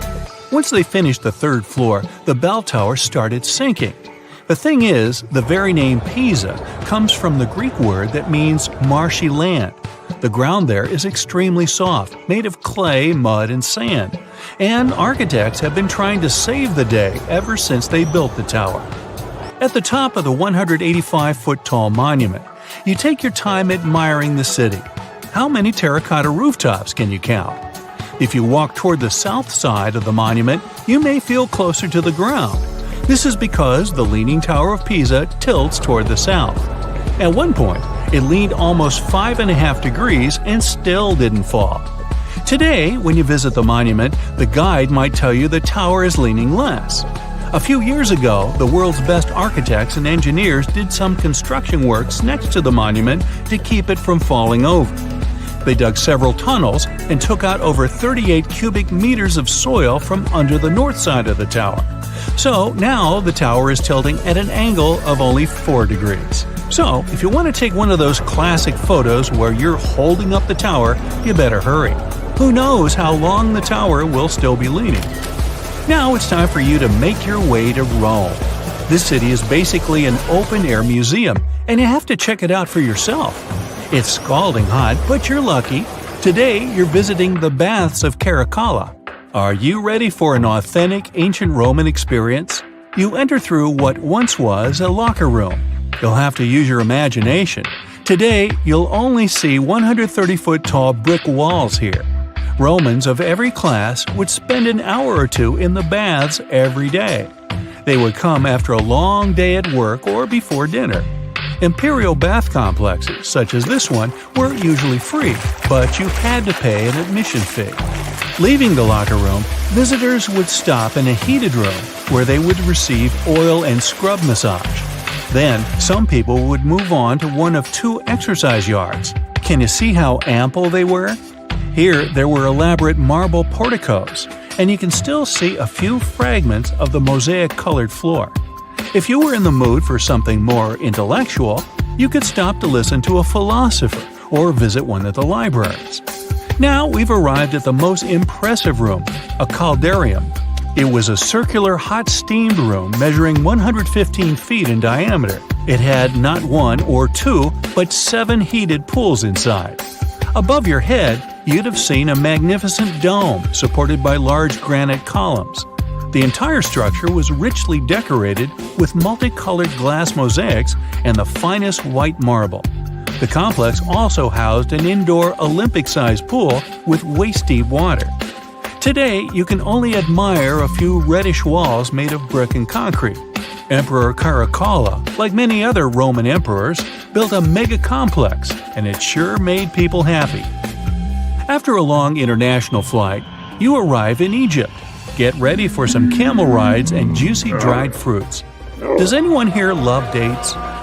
You leave your hotel at dawn and make your way to the outskirts of Cairo. You drive past the Nile River toward the West Bank. Don't forget to take some pictures. In the distance, you spot a large monument. It's the Great Sphinx of Giza. Can you believe people created this monument over 4,500 years ago? Once you get closer, you see the Great Pyramids just north of the Sphinx. You learn that, unlike the pyramids, the Sphinx was carved directly from the bedrock of the Giza Plateau. Until today, it's one of the largest statues in the world, measuring 66 feet in height and 240 feet in length from paws to tail. The face of the Sphinx looks a tad beaten today, but according to archaeologists, it wasn't always like that. A Photoshop reconstruction of the Sphinx gives it a very different look. As you can see, at one point, the Sphinx's nose was chopped off together with parts of the chin. Scientists believe that the statue is a representation of the great pharaoh Khafra. This is why its face resembles a human so much. Just below the eyes, a dark carved line was added to represent the charcoal eyeliner ancient Egyptians used to wear. Fun fact, this wasn't only a beauty habit. It protected their eyes from ultraviolet rays. In a desert region that gets so much sunlight, this might come in handy. Until today, researchers debate whether or not the Sphinx had a beard. Many believe that if it was meant to depict a pharaoh, it most likely had a braided beard that got destroyed by erosion or humans. Even today, you can still see the remains of a regal headdress on the head of the Sphinx. These head ornaments were associated with power and royalty. Now imagine that the stripes are blue and gold. This is probably what it looked like when the monument was first constructed. There's no evidence of how long it took to build the Sphinx, but it was likely very long, as the carved details are pretty impressive. If you're lucky, your guide might take you to one of the secret chambers inside the statue. If they're real and not just a myth, I mean. The crystalline waters of Greece. Whether you arrive by boat or plane, you're in for a real treat. This is the focal point of archaeological sites. You arrive at Mandrake Marina and Port, but wait a minute, you don't see any monuments around. The Colossus of Rhodes is nowhere to be found at first glance. That's because it was destroyed long ago. Before tumbling down during a mighty earthquake, the great statue was considered one of the 7 wonders of the ancient world. If you saw the Colossus in a picture, you would probably mistake it for Lady Liberty. Well, that's actually not a coincidence. Apparently, there's a connection between the Statue of Rhodes and the Statue of Liberty. They were both built as symbols of freedom, and Lady Liberty is often referred to as the modern Colossus. The Colossus stood at 100 feet tall, but today all you see is a concrete jetty with a huge gap in the middle. Now, imagine a bronze statue straddling both ends of the bridge. The Colossus was built back in the 3rd century BCE, and 900 camels took part in the construction. The statue existed for approximately 54 years before it was ruined by a powerful earthquake. It hit the city so hard that all that was left of the statue was one very large foot. Even so, people kept visiting the monument. Are you ready to head home? Thanks for joining me on this journey, and don't forget to tell me what your favorite site was. See you next time! When you hear the word mummy, you might get a chill down your spine. That's because most of us associate this word with those creepy characters we've seen in some scary movies. But in reality, mummies have helped us understand a lot about ancient civilizations, their rulers, and about how people used to deal with losing their loved ones. The people most famous worldwide for their mummies are the ancient Egyptians. They believed that some sort of existence after passing away was possible, if certain conditions were met. That's why they insisted on preserving the human body through the process of mummification and placing the mummy in a furnished tomb, kind of like giving it a fully functioning apartment of its own. Why did they believe in this? Well, because they were deeply connected to their natural environment for the most part. They saw the natural cycles around them, like how the sun rose every day, followed by the moon, or how new life was always sprouting from plants, even after they had wilted away. They also believed that the powerful spirit Osiris, who represented the cycle of passing away and resurrection, played a role in this process. To prepare for the afterlife, the ancient Egyptians followed certain rituals, like mummification, which involved using materials like honey, resins, and incense to preserve the body. There's no other mummy more popular than that of King Tut. He was a young pharaoh who ruled over 3,000 years ago in Egypt. The problem with discovering ancient royal tombs is that most of such burial sites were previously robbed. People knew ancient rulers had been left with many valuable belongings, so those locations became vulnerable to thieves. When King Tut's tomb was opened in 1922, people were excited because it had not been robbed, like many other previously discovered royal tombs. That's how well hidden it was. Inside, his mummy was encapsulated in a total of 3 coffins, including one made of gold. The objects found in his tomb showed us what ancient Egypt was like, and studying his mummy also helped us learn about the culture and practices popular at the time when he passed away. We also learned about his family by looking at his DNA. Scientists were able to discover that he had had a disease called malaria and a problem with his foot that might have made it hard for him to walk. Ramses II was another pharaoh in Egypt who ruled for 68 years, which was quite a lot back in the day. He was known for his expansion campaigns and building projects. Many objects from his time as a ruler still exist today, including a large statue of him. Ramses II was about 6 feet tall and lived to be about 90 years old. After looking at his mummy, scientists concluded that he may have had a medical condition that affected his spine. Now, remember those thieves I mentioned before? They are probably the reason why Ramses II ended up in a plain coffin in a secret collection of royal mummies at Deir al-Bahari, which was rediscovered in 1881. Thankfully, archaeologists were able to identify him because his journeys had been recorded on his wrappings. The process was really tedious too. In fact, in ancient Egypt, the mummification process could take a staggering 70 days to complete. A special person would say a very specific speech while delicately handling the body and drying it out using a type of salt called natron. They also used linen and resin to make the body look more lifelike and to wrap it in cloth. The tomb was equally as important for ancient Egyptians. The walls of King Tut's tomb, for example, were adorned with intricate artwork that depicted his journey to the afterlife, from his burial procession to his passage through the underworld. The ancient Egyptians believed that everyone made this journey after passing away, and they filled their tombs with items and paintings to help the person in their spiritual travels. Additionally, the walls of the tomb were decorated with spells from a special book, which contained a collection of poems that the Egyptians believed would help people reach the afterlife. And speaking of how important this journey was, people also placed food in these ancient tombs. In King Tut's tomb, archaeologists discovered 36 jars of vintage beverages and 8 baskets of fruit, which were believed to be left there to help him in his journey to the afterlife. The Egyptians believed that traveling to the afterlife took a really long time, so they left a lot of supplies, such as food and water, to sustain their loved ones. Pharaohs also generally had numerous luxurious garments and beautiful jewelry in their tombs to ensure that they would have a fashionable journey.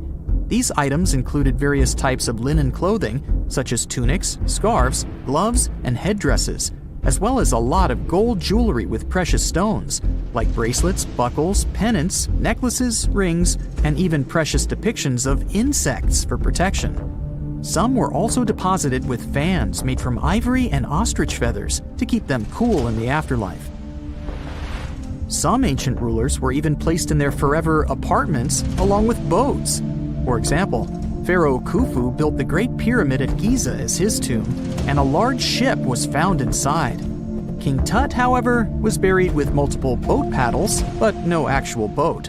Instead, he had 3 chariots and numerous walking sticks made of precious materials, perhaps indicating he'd rather travel to the beyond by land, not by water. Amongst the most interesting objects found near ancient mummies are bottles of oils and perfumes. If rulers were supposed to be fashionable, why not smell nice too, right? Also, some of them had some ancient kinds of board games, most of them made out of precious materials like gold or ivory. One of those games was called Senet. It was very popular amongst the ancient Egyptians and very similar to modern-day chess. The ancient Egyptians may have the most famous mummies out there, but they weren't the first to invent the procedure. In fact, it all started in South America with an ancient civilization named the Chinchorro. As far as we know today, these people were the first to mummify their loved ones that had passed away. They did it somewhere around 2,000 years before the Egyptians started their own rituals. Sure, we can tell a lot about ancient rulers by studying these mummies, but until recently, we had no idea what they really looked like during their lifetime. Not so long ago, though, some very special mummy paintings were found by archaeologists studying ancient Egyptian objects. These mummy portraits are highly detailed paintings of individuals that were made while they were still alive.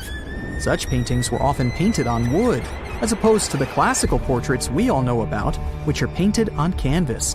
They are known for their realism and beauty, and have even been used by researchers to diagnose diseases by comparing them to the corresponding mummies. Some of these portraits also include depictions of jewelry, which was later found on the mummies.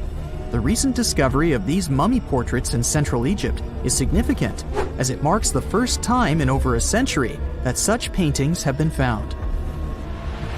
Mummies appeared all around the world naturally, too. Mummification can occur without people intervening because of natural conditions, like extremely cold or hot environments, places with a lack of oxygen, or accidental exposure to chemicals that preserve the body. These conditions don't allow bacteria to grow, resulting in the body remaining more or less intact. Famous Otzi was one of these mummies. We know today he was a man who lived around 5,000 years ago in Europe. But upon his discovery in the Alps in 1991, Austrian authorities initially believed that he was a modern mountaineer because of how well preserved the body was. However, after the Iceman was removed from the glacier, it was determined that he was actually from the Copper Age. Egyptian archaeologists made an extraordinary discovery near Cairo just recently. Drumroll, please. The most ancient and most complete mummy yet discovered in the country. Yes, they were keeping it under wraps. The 4,300-year-old mummy was found in a group of tombs close to the Step Pyramid of Djoser, dating back to the Egyptian Old Kingdom. It was covered in layers of gold. The team also found several other tombs, including one belonging to an ancient Egyptian official and another belonging to a secret keeper who had the power to perform special ceremonies. Another interesting tomb was that of a writer, which featured the largest statues ever found in the area. This vast burial site is also home to more than a dozen pyramids and resting grounds. Probably one of the most famous mummies in the world is that of Hatshepsut. She ruled Egypt like a boss for around 20 years, building all sorts of impressive buildings and creating new trade routes. But when archaeologist Howard Carter found her tomb in the Valley of the Kings, her sarcophagus was empty. However, Carter did find two coffins in another tomb, one of which belonged to Hatshepsut's wet nurse and the other to an unknown woman. In 2006, a team of specialists decided to investigate whether that mysterious lady was the queen herself. They found a molar tooth in a wooden box with Hatshepsut's name on it, and when they compared it to a gap in the mummy's mouth, it was a perfect match. Ramses II was a pretty impressive ruler, but it was his mummy that eventually made history. Now, we don't hear too much about his daddy. Okay, I'll stop. Ramses is considered to be the most powerful pharaoh in all of Egypt, as he reigned for a whopping 6 decades. He also lived to be over 90 years old. Now that's pretty amazing, considering the time he lived in. Ramses II supposedly had over 100 offspring too. Talk about a big family. When he passed away, his body was originally buried in the Valley of the Kings, but some sneaky guys tried to rob his tomb of all his treasures. Officials back in the day weren't having any of that though, so they moved his body to a secret location to keep it safe. Fast forward to the 1800s, and Ramses II's mummy was discovered along with a bunch of other rulers and important officials. But it wasn't in the best condition, so archaeologists flew it to Paris to get it, pampered. Problem was, he couldn't just be transported into another country. The only solution available was to give Ramses II his own passport. His occupation was listed as king, and the document even featured his photo. Most mummies aren't necessarily known for having the most hydrated skin. But that of an ancient woman, also known as Lady Di, proves otherwise. No, not that Lady Di. This wealthy lady from ancient times was discovered in an ornate tomb in 1971, and she looked fabulous, if we can say so about a mummy. Thanks to the special conditions in her tomb, like the moisture in the environment and the lack of oxygen, her body was almost perfectly preserved. Her skin was soft, her hair was on point, and she was still flexible. The museum that now proudly displays her mummy also shows a ton of fancy items that were buried with her, like dinnerware and musical instruments.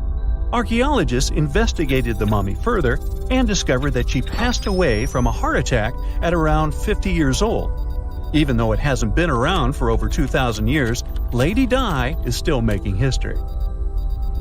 The mummy of Otzi the Iceman was discovered in the Alps in 1991. Austrian authorities initially thought he was a modern mountaineer because he was so well preserved. Turns out, he was actually from the Copper Age. He was found in a mountain pass over 10,000 feet above sea level. Through studying his mummy, we've learned so much about life in Copper Age Europe. For example, we know that he was a native of Central Europe and enjoyed eating meat. He also suffered from arthritis, narrowing arteries, and intestinal problems. But he likely used acupuncture and medicinal herbs to treat these conditions. And apparently, he was pretty handy with tools. He sharpened them just days before his untimely demise. Who knows if he was expecting trouble or just getting ready for some routine work. Now, King Tut and his story is most likely the one that made all mummies famous. This pharaoh passed away at the young age of 19, more than 3,000 years ago. But his mummy is still one of the most well-known in the world. When his tomb was opened in 1922, people went wild because it was still intact, unlike many other royal tombs. It had some seriously blinged-out coffins, including one made of solid gold. Not only did Tut's tomb give us a glimpse into ancient Egyptian history, but his mummy also taught us a lot about the time he lived in. DNA analysis helped identify his parents and revealed that the pharaoh had a rare bone disorder that might have made walking a bit tough. Now, Ginger is most likely one of the coolest mummies you'll ever hear about. He's like a time traveler from 5,000 years ago who's still looking fly with his golden hair and perfectly preserved nails.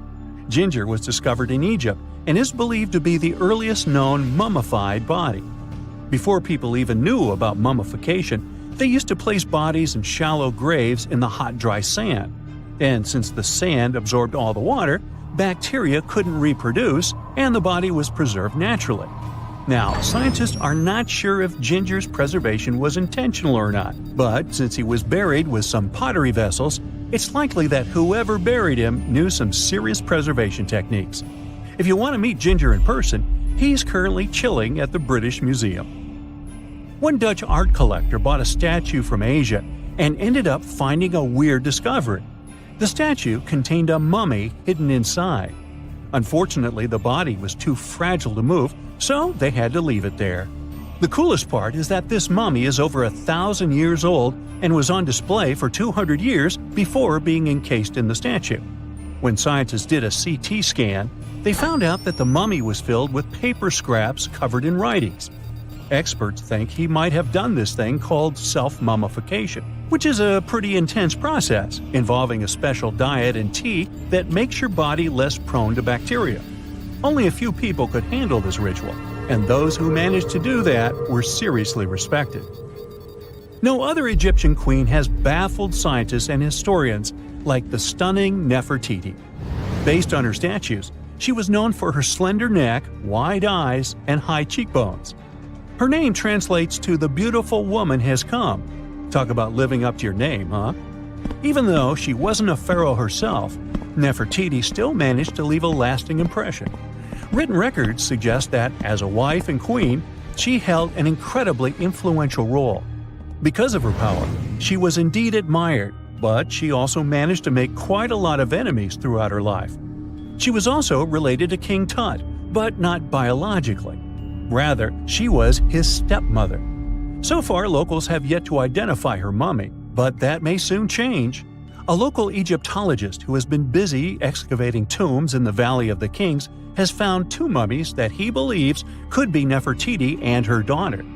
According to specialists, we may soon finally get a definitive answer about the identity of these two mummies.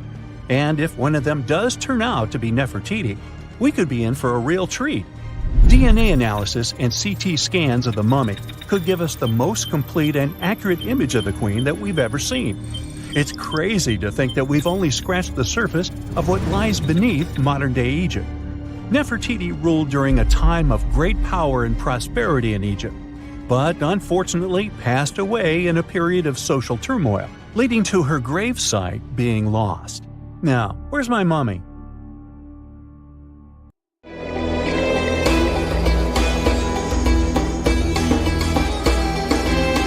The The Great Pyramid was created as the final resting place of ancient Egyptian monarch Khufu. According to legend, French leader Napoleon entered the Great Pyramid and came back out looking shaken and super pale. He never revealed what he saw inside, but whatever it was is said to have affected him for the rest of his life. When Napoleon entered the pyramid, he would have walked through a super tight and ascending passageway. He'd then go through another passageway, known as the Great Chamber. This corridor would have been much taller than the previous one, and would have cobbles too. He'd then reach the King's Chamber, the centerpiece of the Great Pyramid, which was lined with huge blocks of granite.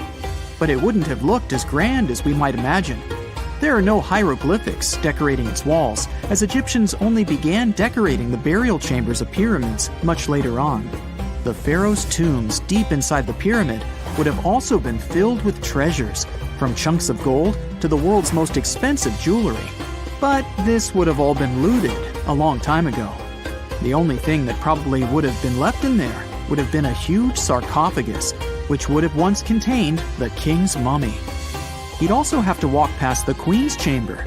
This room most likely didn't hold any queens though, as pyramids were usually only built for one person. There are mysterious tunnels leading from here. To this day, no one is really sure what they're there for. And that's not the only mysterious and creepy thing Napoleon may have encountered, as stories of pharaohs leaving ancient curses on pyramids go way back. Many pyramids had warnings written on the outside, telling of horrifying things that would happen to those who entered and disturbed the peace.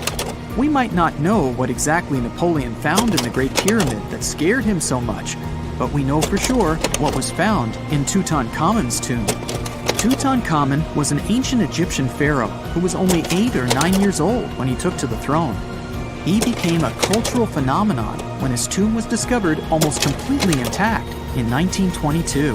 His pyramid sits in the Valley of Kings in Thebes, modern Luxor, which is in Egypt. Unlike the Great Pyramid, Tutankhamun's tomb was covered in beautiful wall decorations. The walls told the story of how he would travel to the afterlife through the underworld. Egyptians believed all people would have to take this journey, so they would fill their tombs with objects and paintings to help them get there. There'd also be spells painted on the walls. They believed this would help people pass over to the next realm. The journey would be pretty long, and for that reason, the ancient Egyptians would also fill the pyramids with food. Tutankhamun's pyramid was filled with 8 fruit baskets. They even found something called gingerbread fruit in there. The rooms were jam-packed with furniture, statues, clothes, and staffs, amongst a whole bunch of other things. You'd likely find a lot of clothes and expensive jewelry in the pyramids as well. The ancient Egyptians wanted their ancestors to travel in style to the afterlife. They put Tutankhamun in his final resting place with over 50 pieces of clothing, all of the highest quality. There were tunics, scarves, gloves, and headdresses, and a ton of jewelry. Bracelets, pendants, necklaces, rings, and scarabs for protection were all found inside. Each of them was made of gold or precious stones. There were also fans made of ostrich feathers to keep the old pharaoh cool in the hot Egyptian sun. But the temperature inside the pyramids never actually went above 68 degrees Fahrenheit. The ancient Egyptians developed a super cool air conditioning system that we don't fully understand even today. Tutankhamun's pyramid also contained 130 walking sticks made from ebony, ivory, silver, and gold to help him on his journey. There were 3 chariots hidden away in case he got tired of all the walking. They also put 11 boat paddles inside, but there was no sign of any boat. The pyramids would be littered with the pharaoh's favorite scents and perfumes. During the excavation of Tutankhamun's pyramid, it quickly became clear that it had been robbed during ancient times. There was damage to doors and traces of oils left in empty jars. It looks like someone raided the pyramid for gold and the scents, perfumes, and oils that had been left for King Tut. There was still a bit of perfume, which was made from coconut oil and frankincense, left in one bottle. It seems like Pharaoh Tutankhamun loved board games. There was an ivory traveling set of senet in his pyramid. Although we don't know for sure exactly how to play it, we have figured out it was sort of an ancient Egyptian version of backgammon. It looks like it was a 2-player game where the goal was to knock your opponent off the board. Not really sure who Tutankhamun's mummy was supposed to play with, though. The ancient Egyptians had some rituals that may seem pretty strange to us. For example, they used to shave their eyebrows off if they ever lost a cat. So it's not too surprising they put some really weird things inside pyramids. Archaeologists discovered a collection of mummified cats and scarab beetles in pyramids that date back more than 4,000 years. They were found in the pyramids of Saqqara, which is south of Cairo. They also found a bunch of makeup kits and mirrors inside. Makeup was worn proudly by both men and women in ancient Egyptian times. Eyeliner was the most popular cosmetic. The Rosetta Stone was one of the best discoveries ever made in pyramids. It was found by our man Napoleon Bonaparte and his team. It's a black granite rock that dates back to 196 BCE.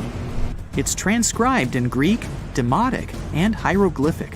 When it was translated in 1822, we got the key to understanding ancient Egyptian hieroglyphics for the very first time.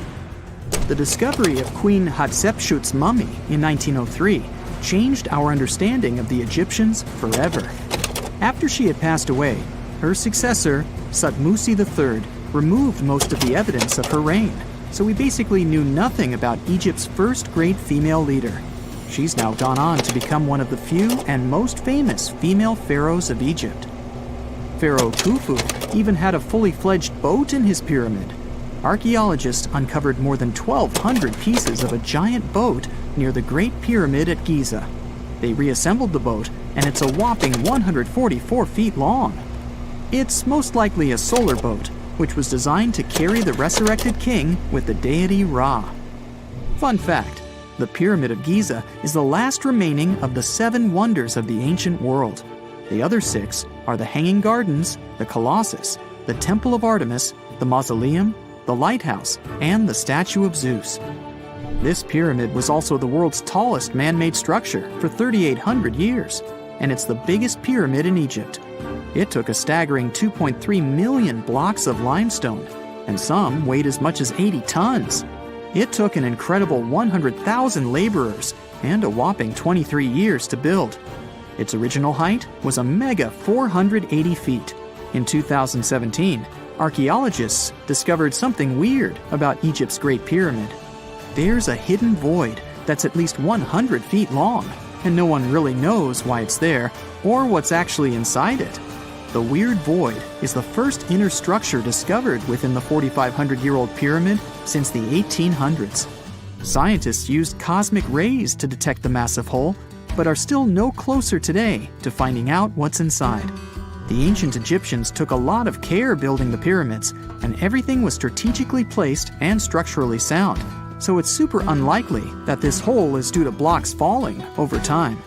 Loads of pyramids also contain small model figurines called ushabti. These represented attendants. They believed they would come to life to serve the pharaohs in the afterlife. But it's amazing that all this stuff actually fit inside. There isn't actually a huge amount of space inside the structures. It's mostly just rock. In the northeast of Thailand, a family of enormous stone whales swim through a forest. These aren't real whales, of course. They're actually a part of a 75-million-year-old rock formation. A long time ago, this part of Thailand was just a desert. The movements of the Earth's crust pushed sandstone up to create these fascinating mountains. Reachable by anyone willing to spend a day hiking up the network of trails, this landmark is becoming increasingly popular with tourists. Once you reach the back of one of the whales and look down on the endless sea of green below, you'll know why. On these hikes, you'll find waterfalls, a wide variety of exotic plants and animals, and from the very top, you can even look straight across to the neighboring country of Laos. Their shapes look just like whales swimming together. No wonder this place is called Three Whale Rocks. What a way to see Thailand on the back of a giant stone whale. While digging in a Canadian mine in March 2011, a worker made a shocking discovery. They found a nearly perfectly preserved nodosaur specimen. This extinct dinosaur weighed in at around 3,000 pounds and grew to 18 feet. Despite being over 110 million years old, the nodosaur was so well preserved that you can clearly see the heavy body armor and scaly skin that covered it. It took almost an entire year of painstaking work to uncover the incredible find. The fossil was finally unveiled in a Canadian museum in 2017. Unexpectedly, analysis of the skin showed shading that the nodosaur may have been capable of camouflage, like modern-day geckos and moths.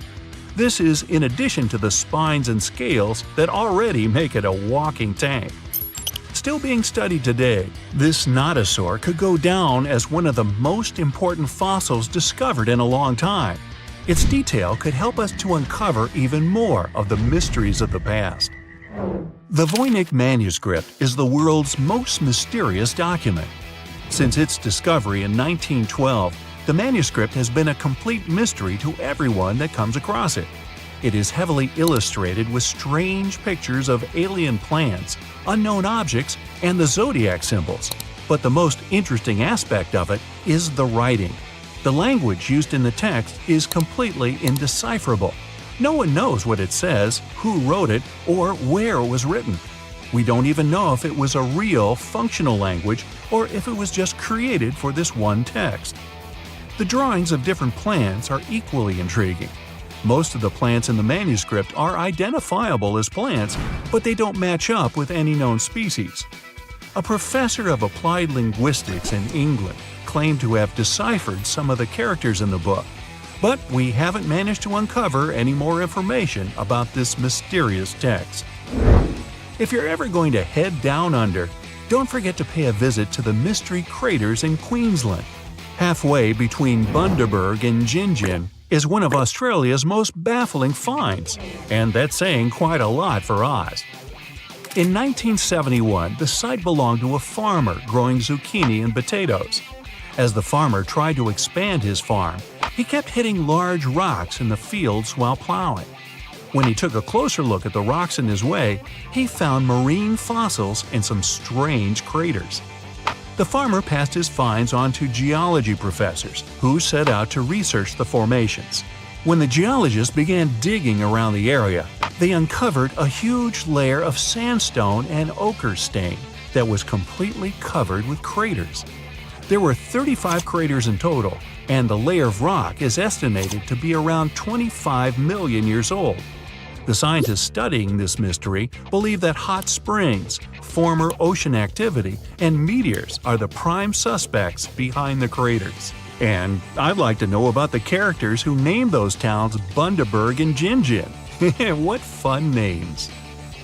Now, the Antikythera mechanism is an ancient computer of sorts that's still baffling scientists with its extraordinary design. Around 2,000 years ago, a Greek ship sank off the coast of the island of Antikythera. The wreckage was discovered in 1900, and divers salvaged some of its ancient artifacts. When archaeologists started sorting out the discoveries from the wreckage, they came across an object that didn't seem to fit with anything else. The wreckage was ancient, but they found an incredible device that seemed far too technologically advanced. The machine functioned as a calculator, allowing its user to follow time, the movement of stars, eclipses, moon phases, and even countdowns to events like the Olympics with amazing precision. This level of technology is almost impossible to explain coming from an ancient Greek wreckage. No mechanism would come close to the machine until the 14th century, when geared clocks began to be built in Europe. How was the device, created so long ago, 1,400 years before its time? Could the sinking of the Antikythera and the loss of the calculator have held the development of technology back by hundreds of years? Meanwhile, the Caucasus Mountains near the Black Sea are one of the few areas of Europe that haven't experienced much human impact, even though most white-skinned people in the world are referred to as Caucasians. Despite this, archaeologists have found many ancient megalithic structures in the area. The house-like structures, known as dolmens, contain jewelry, bronze tools, and assorted pottery. Archaeologists don't know who built them, why they built them, or what their true purpose is. The stones were either two stones held together by a large stone as a roof, or smaller stones stacked as walls with a hole only on one side. There have even been stone plugs found that to seal whatever is inside. What's even stranger about these stone formations is that they aren't just found in the Caucasus. They're found all over the planet, in Australia, South Korea, Colombia, Africa, and even France. Their purpose is unknown, so all scientists can do is speculate.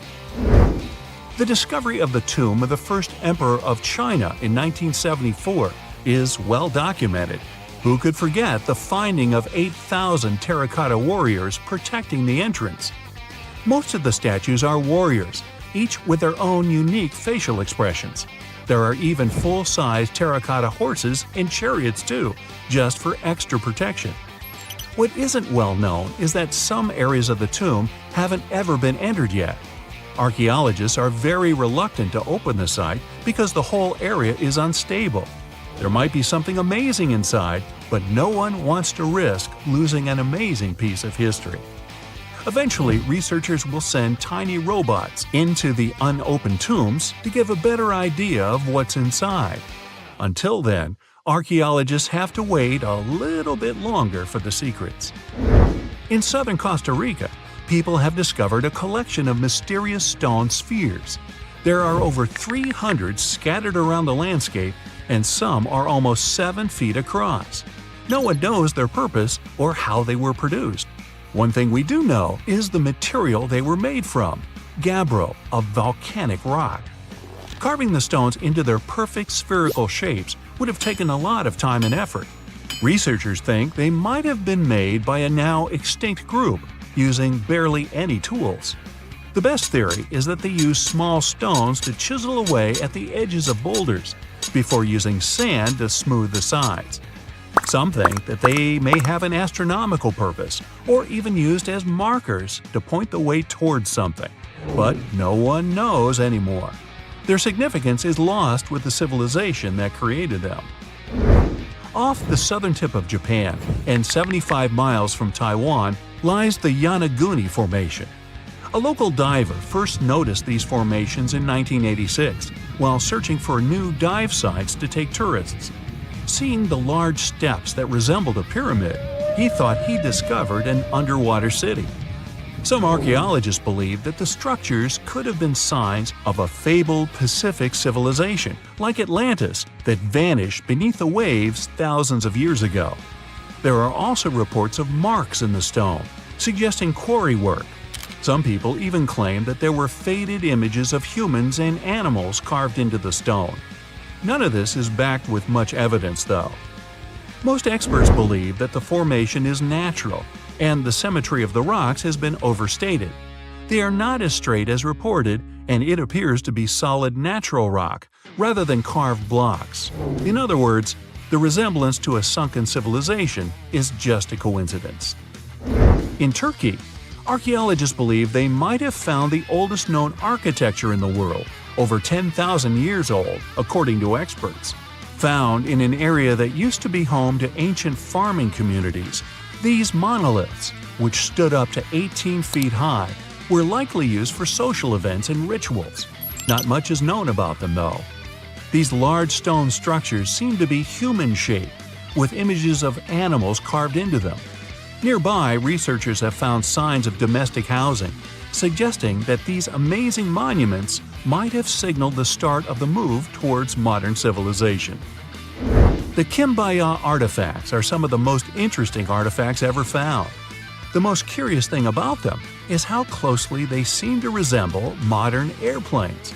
They're so aerodynamic that modern scientists believe they might even be able to be used as blueprints for a functioning aircraft.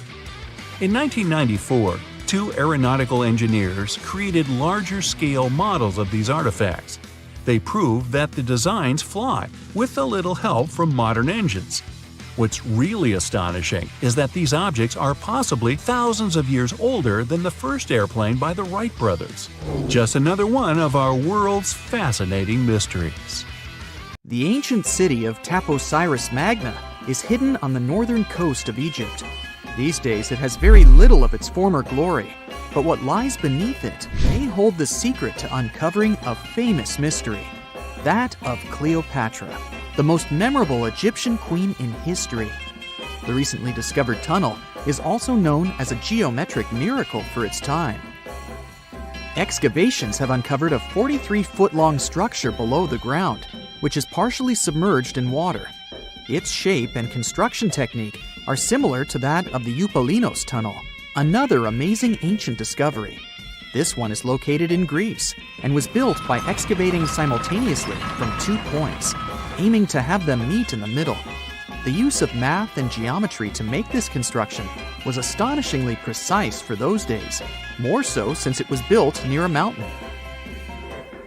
Archaeologists that have been working on the Taposiris Magna site since 2004 believe this tunnel may lead to the lost tomb of Cleopatra.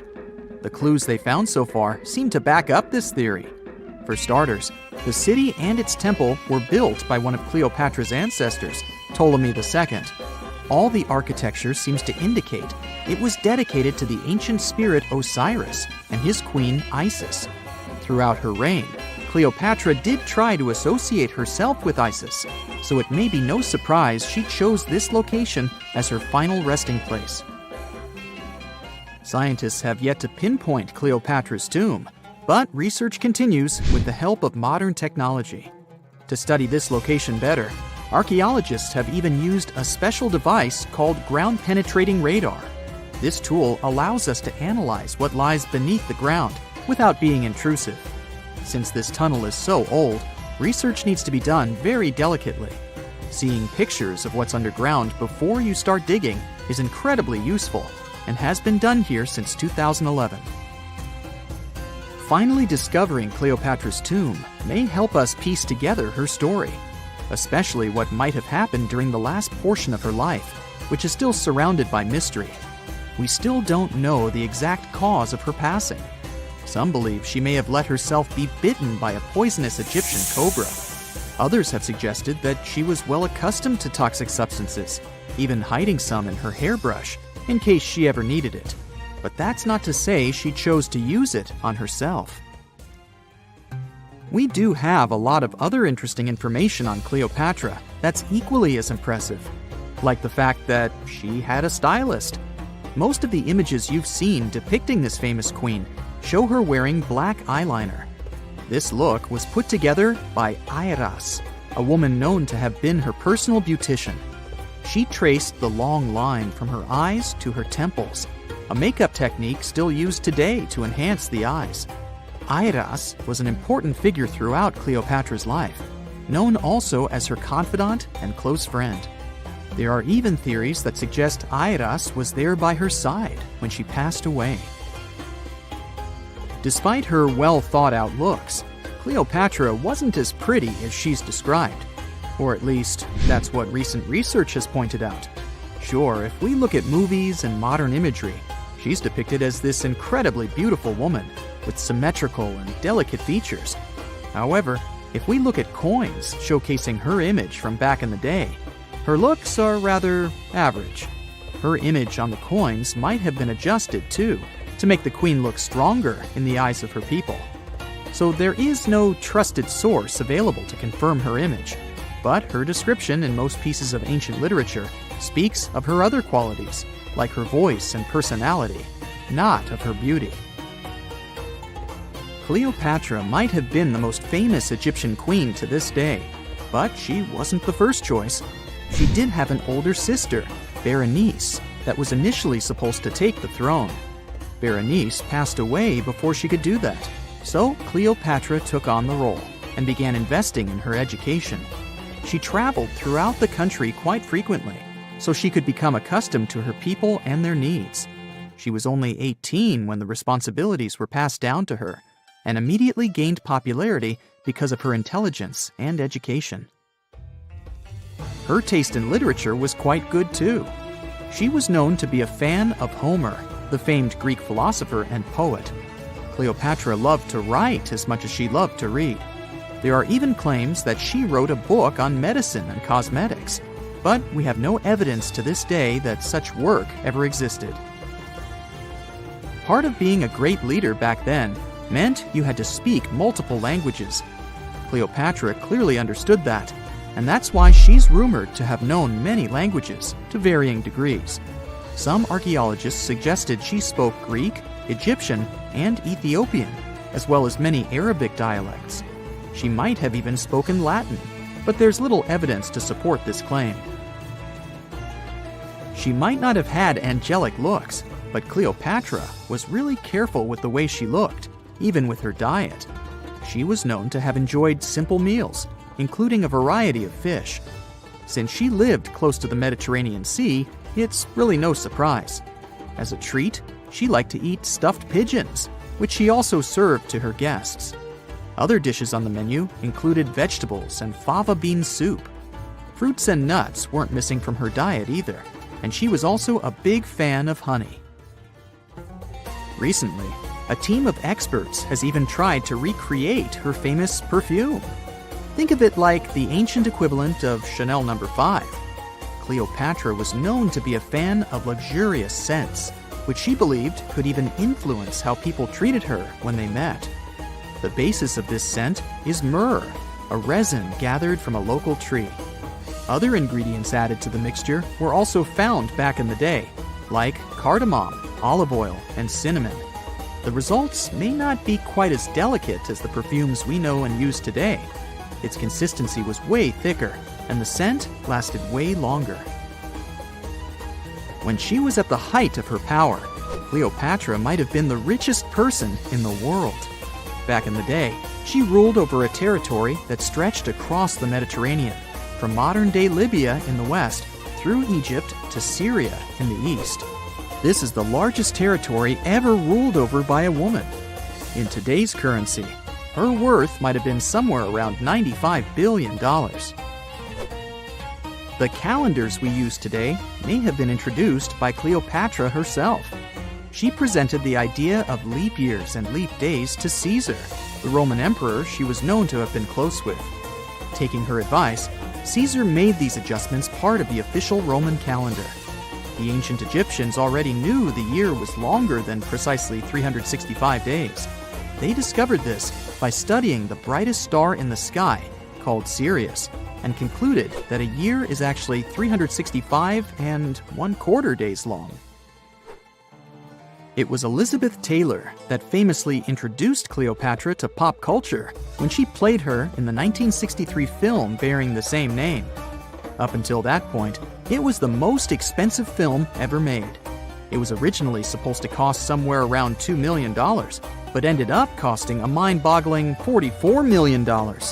That's mostly because of script and production issues. To make this iconic movie, producers created 79 sets from scratch, as well as over 26,000 costumes for the cast. Elizabeth Taylor's Cleopatra costumes alone cost somewhere around $200,000. Thankfully for the producers, the movie made headlines and was well received by critics, making it a box office success. A lot of people associate Cleopatra with another famous Egyptian ruler, King Tutankhamun, nicknamed King Tut. Surprisingly, apart from both of them being Egyptian pharaohs, they have nothing else in common. For starters, King Tut lived around 1,300 years before Cleopatra did, and there is also no connection regarding their ancestry. Cleopatra had Macedonian Greek roots, while King Tut was a native Egyptian. Strange and amazing items are discovered often, but figuring out what our ancestors were up to is pretty tough. Especially when all you have are just some rusty cups and cave drawings. It's no surprise that even the experts in lab coats sometimes make mistakes. But it's not just about dusty plates and huge stones. Sometimes there's even humans with large heads. So grab your digging tools and let's travel back to ancient times to explore incredible societies that even scientists can't fully explain. Sardinia may look idyllic now, but I'm not gonna lie, I wouldn't fancy visiting it 3,000 years ago. Rumor has it, terrible giants roamed around this island back then. People even talk about finding human skeletons over 13 feet tall there, although nobody's ever shown anything to prove it. But the stories will make you wonder because some weird stuff has definitely happened. In 1974, over 5,000 pieces of broken stone artifacts were found in a part of the island called Monte Prama, but instead of being displayed in a museum, they were locked up in an underground vault for about 30 years. Sounds a bit suspicious, doesn't it? When they were finally displaced in 2005, scientists put the pieces together to find statues of 38 giant men standing 8 feet tall. Not quite as tall as the legendary skeletons, but still pretty huge. It's thought these statues were made by the Nuragic people, who lived on the island a long time ago. Besides giant statues, they also built over 8,000 massive stone buildings. Perhaps Nuragic weren't giants themselves, but they definitely liked their things big. I do too. I like a big number of likes on our videos. That would be pretty great. Thank you if you liked this and subscribed. Now back to the video. You and I are pretty smart, but we might not be the smartest humans ever. Actually, we might not even be the smartest species. Since 1913, some skull fossils found in South Africa have hinted at a possibly smarter contender called Boskop Man. This human-like species might have lived as recently as 10,000 years ago. Their skull suggests they had really big heads, which means their brains could have been 30% bigger than ours. Wow! Their average IQ could have been around 149, making them among the smartest 0.05% of people today. But if a Boskop brainiac was so much smarter, why are they not around and we are? Well, bigger isn't always better, you know. Our brains are a lot bigger than our ape relatives, mainly in the prefrontal cortex. This part helps with high-level tasks like making decisions, remembering things short-term, and being aware of ourselves. The parts of the brain that handle our senses and movements haven't really grown much. So, maybe the Boskops spent too much time dwelling on the past rather than doing practical things like hunting. But this is all just guessing. We really don't know what happened to these clever cousins of ours. Some people even argue that Boskops weren't any different from us, with the only evidence being parts of skulls. The jungle is huge. Did you know the Amazon rainforest is home to about 30% of all the world's plant and animal species? That's impressive. However, the history of one native species, humans, has long puzzled scientists. The mysterious Kasarabe people lived here for hundreds of years and then vanished around 1400 AD. People thought the Amazon only had a few scattered tribes, but recently we discovered big, unusual shapes in the ground called geoglyphs. These might look like simple shallow ditches, but they're actually the remains of a vast civilization that spread over 5,000 square miles and includes about 450 markings, some as wide as 1,300 feet. That's insane! They likely contained ceremonial buildings and could have hosted up to 1 million people as recently as 550 years ago. Thanks to new technology like LiDAR, which uses a safe laser to map the forest without harming it, we can explore deeper. In 2019, some scans showed miles of raised roads and pathways and even pyramids over 70 feet tall. They found 26 separate settlements, 2 of which were at least 250 acres each. Damn, that's like 330 soccer fields. It's not certain what happened to the Kasarabe people. Maybe European conquistadors drove them out. Maybe the most baffling ancient civilization is one we've never actually found a trace of. Yep, I'm talking about Atlantis, the grand city that supposedly sank into the ocean. The first mentions of Atlantis come from the ancient Greek philosopher Plato, who talked about a great city near the Strait of Gibraltar. But for ages, everyone just thought Plato made up Atlantis as a perfect version of his own Athens. So why, about 12,000 years after it supposedly vanished, do we still wonder if it might be real? Well, in the 19th century, U.S. Congressman Ignatius Donnelly wrote a book giving 13 reasons why he thought Atlantis was more than just a myth. Then, in 1965, some folks thought they actually found Atlantis when they discovered the Richat structure, a massive 25-mile-wide dome in Mauritania, Africa. It's so big that you can see the whole thing from space. Two astronauts flying over the Sahara Desert spotted this giant eye staring back at them and thought they'd made the discovery of a lifetime. Unfortunately, there's no solid evidence linking this structure to Atlantis. It's believed to have formed from volcanic activity about 100 million years ago. But it does look suspicious, doesn't it? Still, we're no closer to knowing the truth. Imagine going back to about 3300 BCE and finding yourself in South Asia. Welcome to the Harappan civilization. These people were way ahead of their time. They had cities like Harappa and Mohenjo-Daro, complete with baked brick houses, sophisticated drainage systems, and even public baths. This place might have had over 5 million people, making it one of the densest regions at the time. They also invented a system of standardized weights that was incredibly useful for traders. And trading they did. These people had connections stretching all the way to the Middle East, thanks to their great skills in metallurgy. They even had a form of ancient branding. The seals were used to stamp clay on trade goods. Despite being so advanced with a thriving urban life, there's a whole bunch of mystery shrouding their language and script. We've got bits and pieces of their writing, but no one's deciphered them yet, even with all the technology we have today. We also still don't know how exactly their society worked. It looks like they didn't flaunt their social status as much as other civilizations. No grand palaces or massive monuments. Instead, their largest buildings might have been granaries. They sure were practical. Unfortunately, all good things must come to an end. Around 1800 BCE, this bustling civilization started to decline, possibly due to shifts in river patterns. As the environment changed, the Harappans packed up, moving towards more hospitable lands.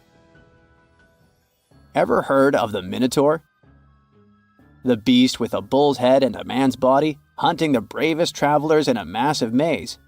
Well, this wasn't just any old tale. It was one of the most popular dramas of the ancient world. And it was inspired by this place, the island of Crete.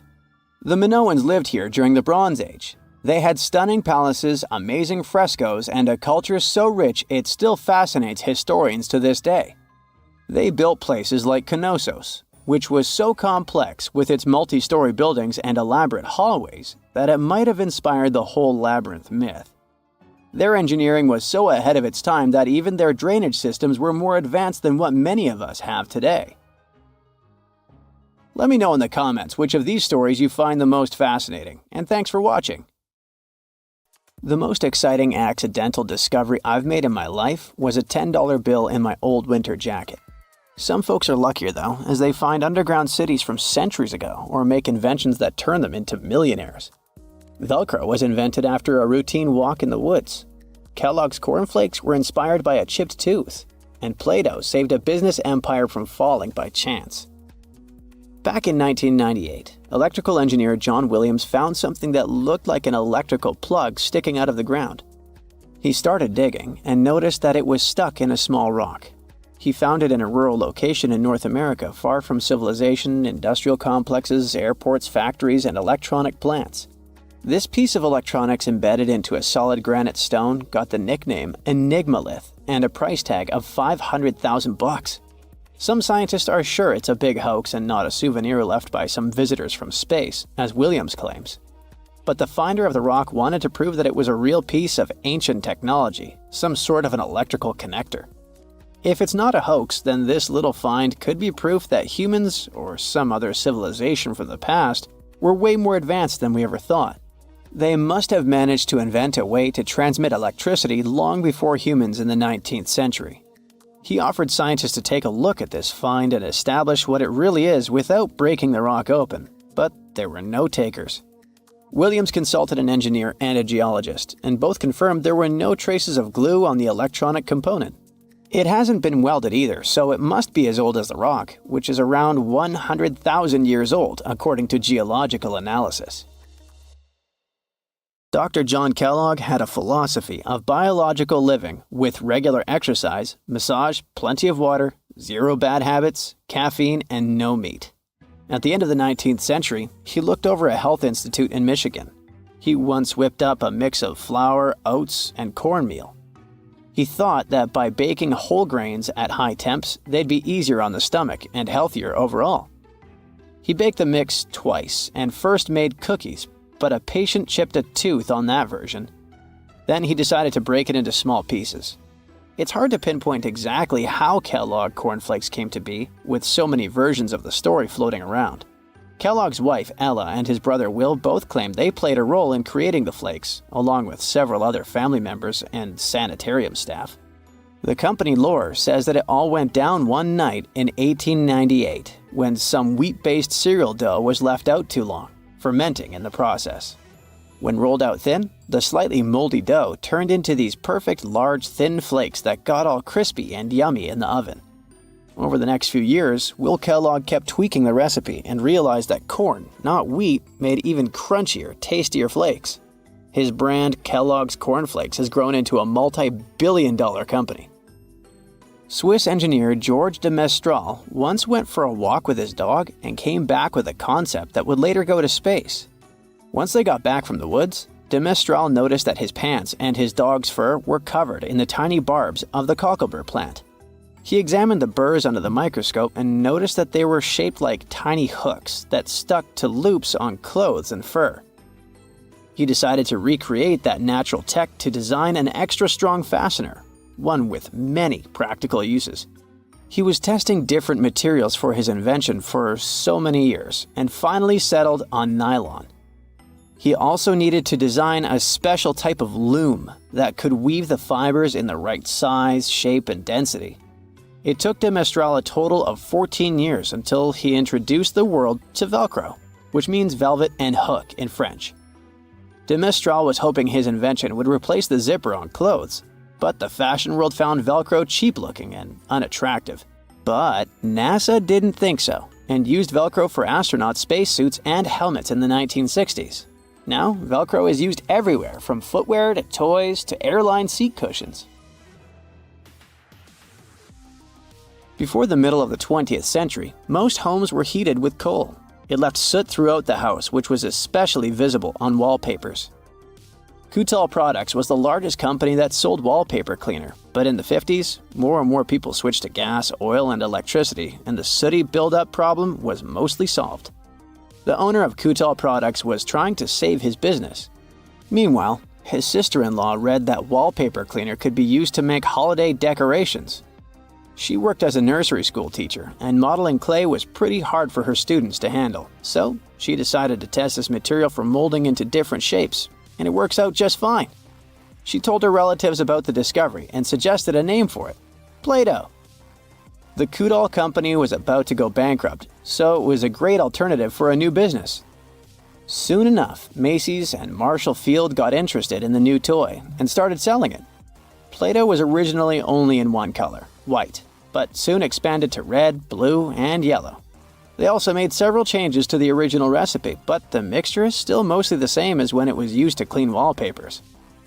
An urban legend says that if you take all the Play-Doh compound ever made and put it through their Fun Factory playset, you'll get a snake that will wrap around the planet 300 times. A man in Turkey was renovating his home when he knocked down a wall in his basement with a sledgehammer. He found a tunnel behind the wall that led to an ancient underground city. The tunnel led to more tunnels and then halls and chambers. It turned out to be a whole underground complex with 18 stories and without a single inhabitant, abandoned a long time ago. It was the city of Derinkuyu, built thousands of years ago, a home for up to 20,000 people. Whoever built it had great skill, and it's rather easy to build tunnels out of the soft rock, but cave-ins are a big risk. None of the floors at Derinkuyu have ever collapsed. The city had a complex ventilation system with over 15,000 shafts. The upper levels had the best ventilation and were used for living and sleeping quarters. The lower levels were mainly used for storage, but they also had a dungeon. In between, there were room for domestic animals, a school, a convent, and small churches. John Martin, a forestry professor, was out exploring a forest in Wisconsin one night. He was shining a UV flashlight up into the canopy to spot lichens, fungi, plants, and frogs that glow under the UV light. Then, suddenly, he heard a flying squirrel chirping at a bird feeder. pointed the flashlight at it, and saw it light up pink. The professor told his colleagues about it, and they decided to investigate further. They checked out some flying squirrel skins at museums to see if this pink glow is a common thing among them. It turns out that almost all of the flying squirrel specimens they looked at had the same pink fluorescence. Non-flying squirrels didn't glow at all. Other animals with fluorescence, like puffins and chameleons, glow blue under UV light.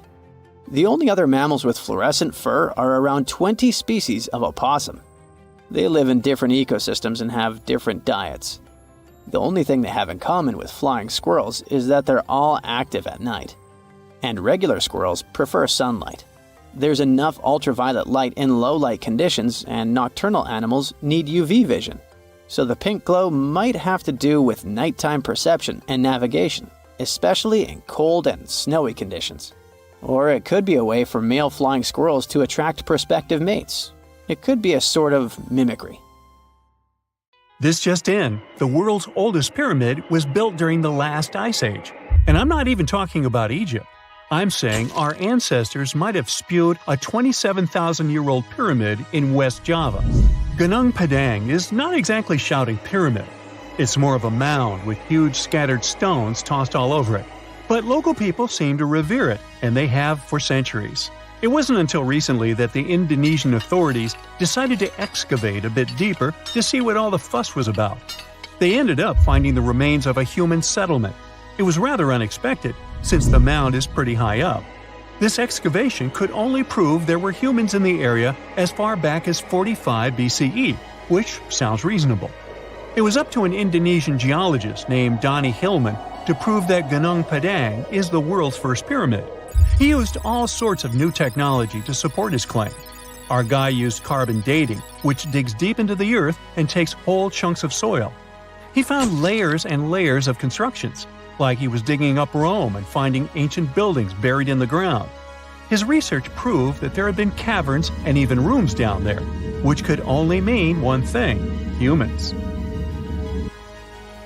As for the rocks located up in the mound, they were most likely strategically placed by the people who lived there back in the day. They needed a place to meditate, so they arranged things in a harmonious way. Their smooth surfaces wouldn't be the result of years of erosion, but the works of great sculptures, the Michelangelos of their day, let's say. If this is all for real, then human civilizations began way before we think they did. Our ancestors, the Paleolithic humans, didn't have what it took to be considered a civilization, especially not the tools and knowledge to build pyramids. They needed a lot of masonry skills, which weren't all that available during the last ice age. His peers don't share this view, though. They could believe Hillman's theory if he had found evidence such as charcoal and bone fragments, but he didn't. Flint Dibble, another archaeologist, says that without concrete evidence of human activity, there's no proof of an actual pyramid. In this case, all the data proves is that the soil in the mound dates back to 27,000 years ago. He thinks the rocks on top of the mound just slipped down the hill, like rocks normally do.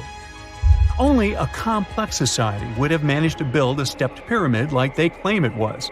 But according to Bill Farley, an American archaeologist, there's just no reason to believe there were any settlements in Indonesia during the last ice age. Now, just so you know, the oldest known ancient society with this kind of knowledge is probably 11,000 years old and used to occupy the region of modern-day Turkey. Take a look, Turkey's Göbekli Tepe. It's also not a pyramid, but it's the oldest monolithic construction made by humans. Back in the Neolithic period, a lot of people settled there, and there are proofs for it. For example, the walls there are covered in ancient drawings of clothing and wild animals. Until recently, the title of the world's oldest pyramid went to a three-sided construction known as the Djoser Pyramid in Egypt. Djoser is located just a few miles south of the Giza complex in a town called Sahara. It made its way to popular culture more than once. In the 18th century, it became a common feature in European paintings. Young men from the cultural elite did a grand tour around the world, and Sahara was at the top of their list.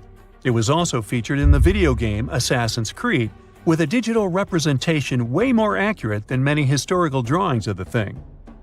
That was kind of a big deal in ancient Egypt. to build pyramids for kings to spend their afterlives. And if you thought the Khufu pyramid was the oldest one in the world, well, Djoser was built 70 years ahead of that time.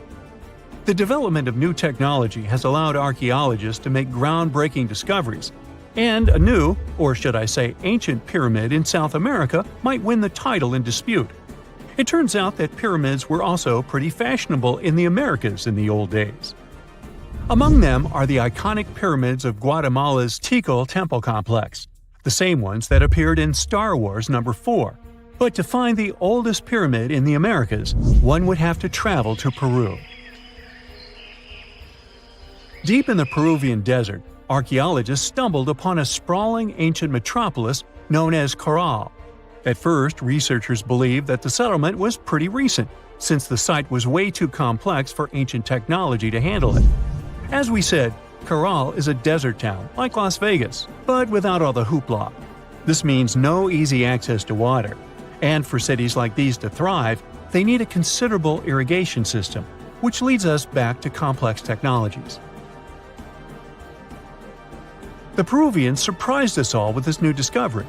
This site was huge, filled with an amphitheater, houses, and religious buildings. The whole thing probably sprawled through 370 acres. And when scientists went to test their initial hypothesis using radiocarbon dating, they found that the city probably sprung around 2027 BCE. On the site, archaeologists found 6 pyramids that could possibly predate the one in Saqqara. As far as they know, both civilizations coexisted in the same time period, in opposite parts of the world. But since researchers can't pinpoint the exact age of Caral's pyramids, it's pretty hard to guess which civilization completed their pyramid first. If only we had a crystal ball. Now, it just so happens that the shape of a pyramid is something that nature is able to produce all on its own, leaving us modern-day humans a bit confused. A classic example is the Japanese side of Yaonagani, which also goes by the name of Japan's Atlantis. The entire monument is about the size of 5 football fields and the height of a 5-story building. Explorers and scientists believe that Yaonagani dates back to 10,000 years ago. For Japan's top marine geologist, Professor Masaki Kimura, Yaonagani is the heritage of a lost civilization. Kimura has dived into exploring the ruins over 100 times over the past 10 years. To him, there are clear signs of human activity down there.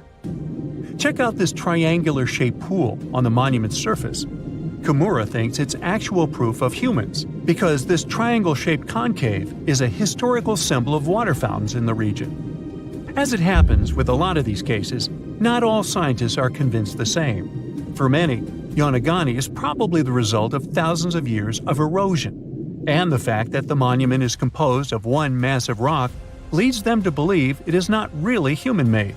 Sure, these huge basalt columns may look like the ruins of a palace, but they're most likely the result of the intense volcanic activity in the region.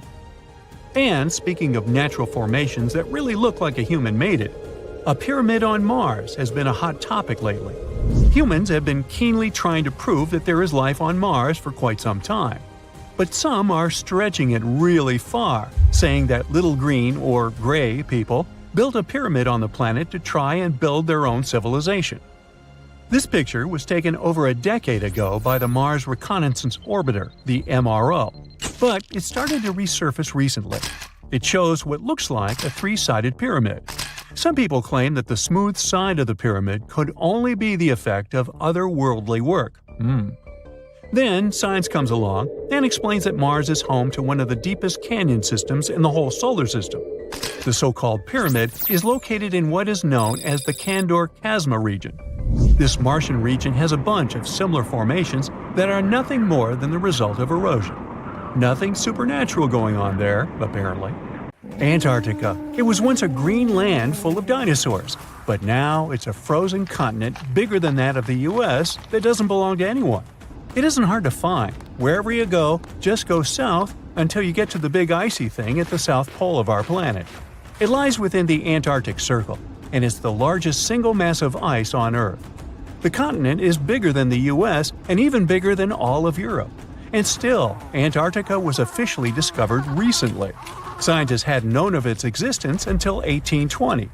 After the discovery, it took another 2 decades to confirm it was a whole new continent, and a few more decades after that to decide on a name.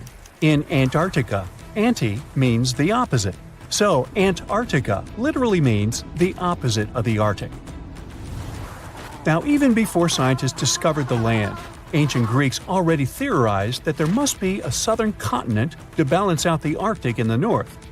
Also, some scientists who studied Polynesian artwork and oral history believe that Polynesians found the continent over a millennia before the Europeans did.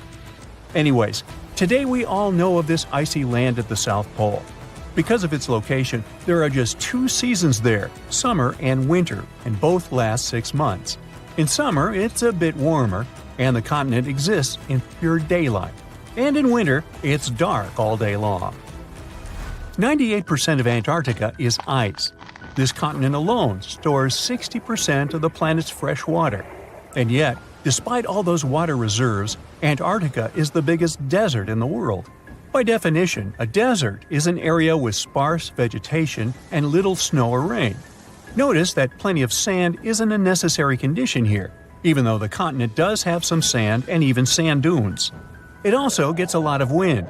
Antarctica is the windiest continent on Earth, and wind speeds can reach 200 miles per hour. That's even faster than hurricane winds. The little snow the land gets never melts. It just builds up over time, for centuries and millennia. So there's a thick ice layer there. This makes Antarctica full of hidden secrets. There's a whole new world underneath its ice. For example, there are a lot of mountains on the continent that are like 9,000 feet tall. It's taller than 3 Burj Khalifas stacked on top of each other, if we must, and that's currently the tallest skyscraper in the world. But we don't see all those mountains because they're all hidden under the ice sheet that's almost 16,000 feet thick. There's also a lake down there, beneath over 11,000 feet of snow. The lake is called Lake Vostok, named after Vostok Research Station, under which it's located. Originally, it was just a hypothesis.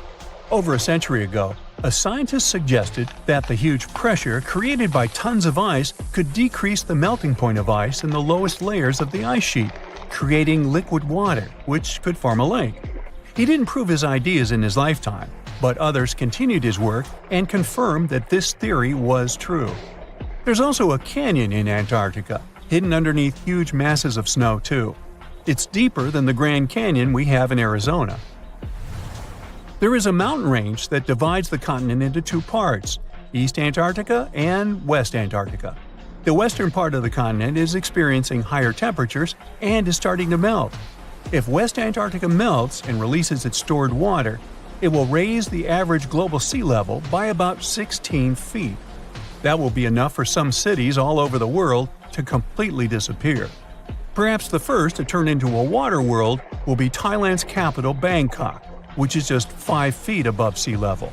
Then it will be Amsterdam in the Netherlands, followed by Ho Chi Minh City in Vietnam, Cardiff in the UK, and New Orleans in the US.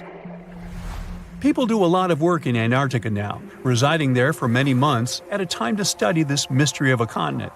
Over the years, even a few children were born there. But it's not a country, and the land doesn't belong to anyone. It's governed by the Antarctic Treaty System, an agreement of peaceful research and collaboration that suspends all territorial claims.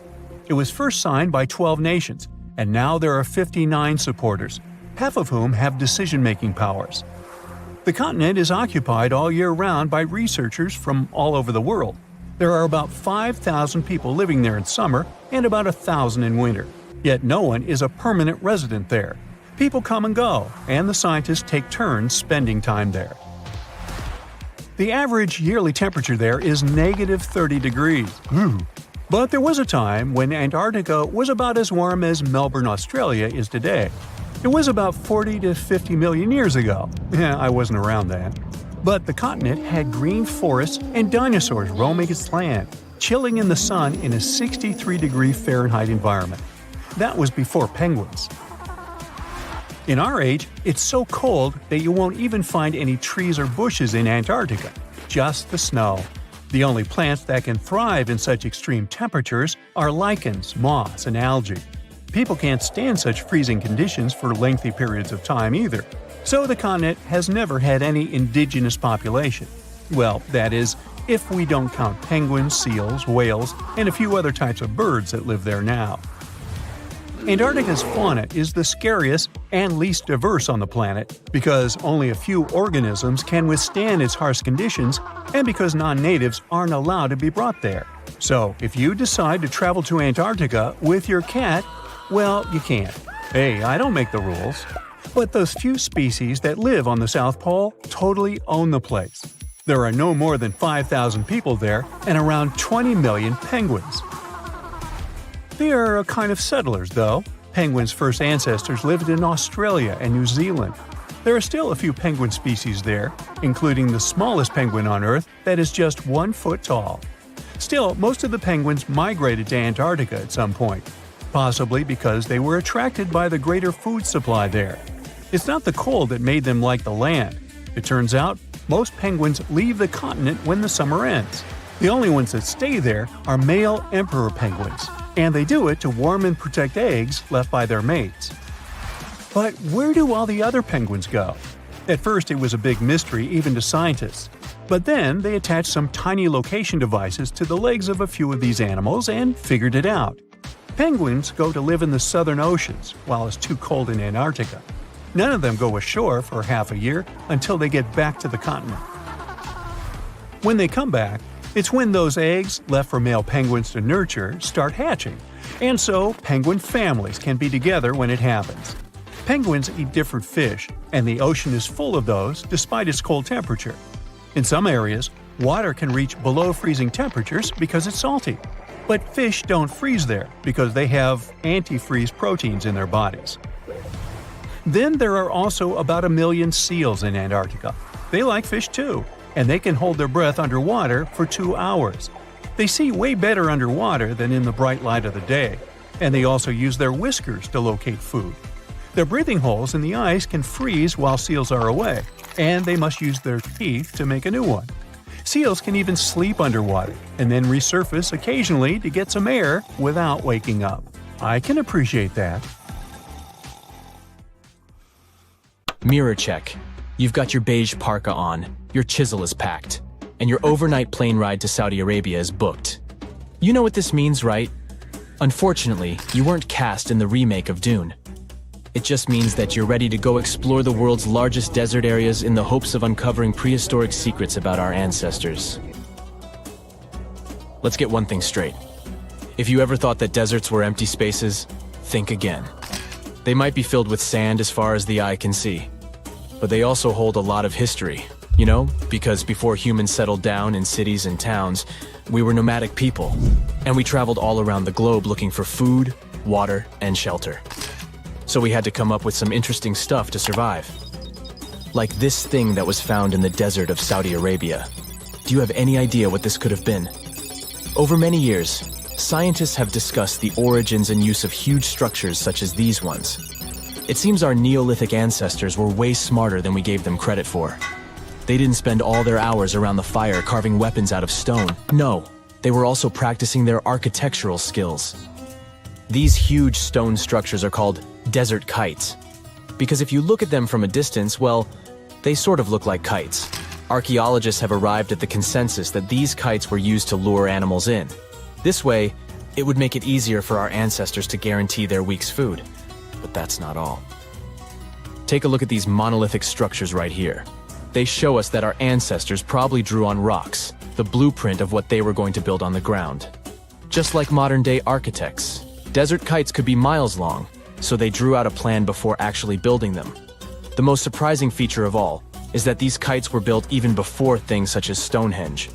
We're talking around 7,000 to 9,000 years ago.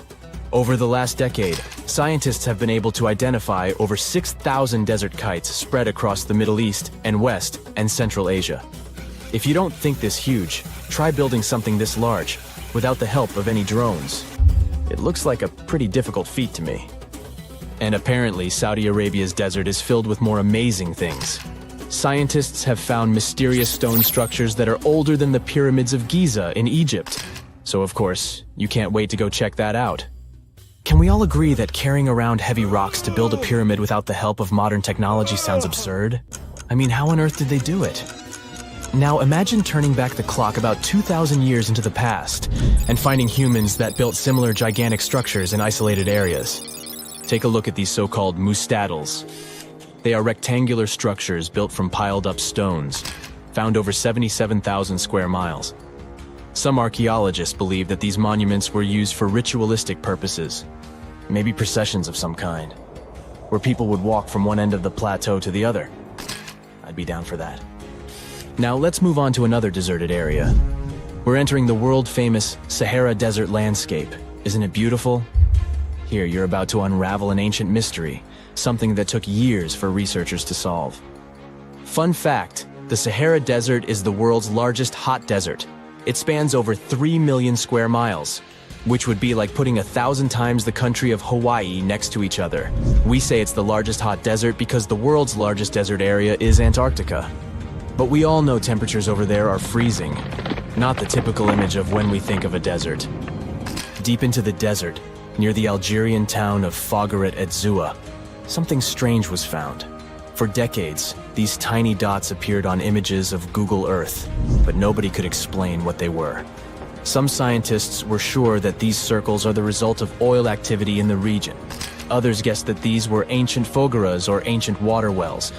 There are dozens of them, stretching for miles and miles in a straight line. The strange thing is that they are always far away from any town, road, or human activity in general.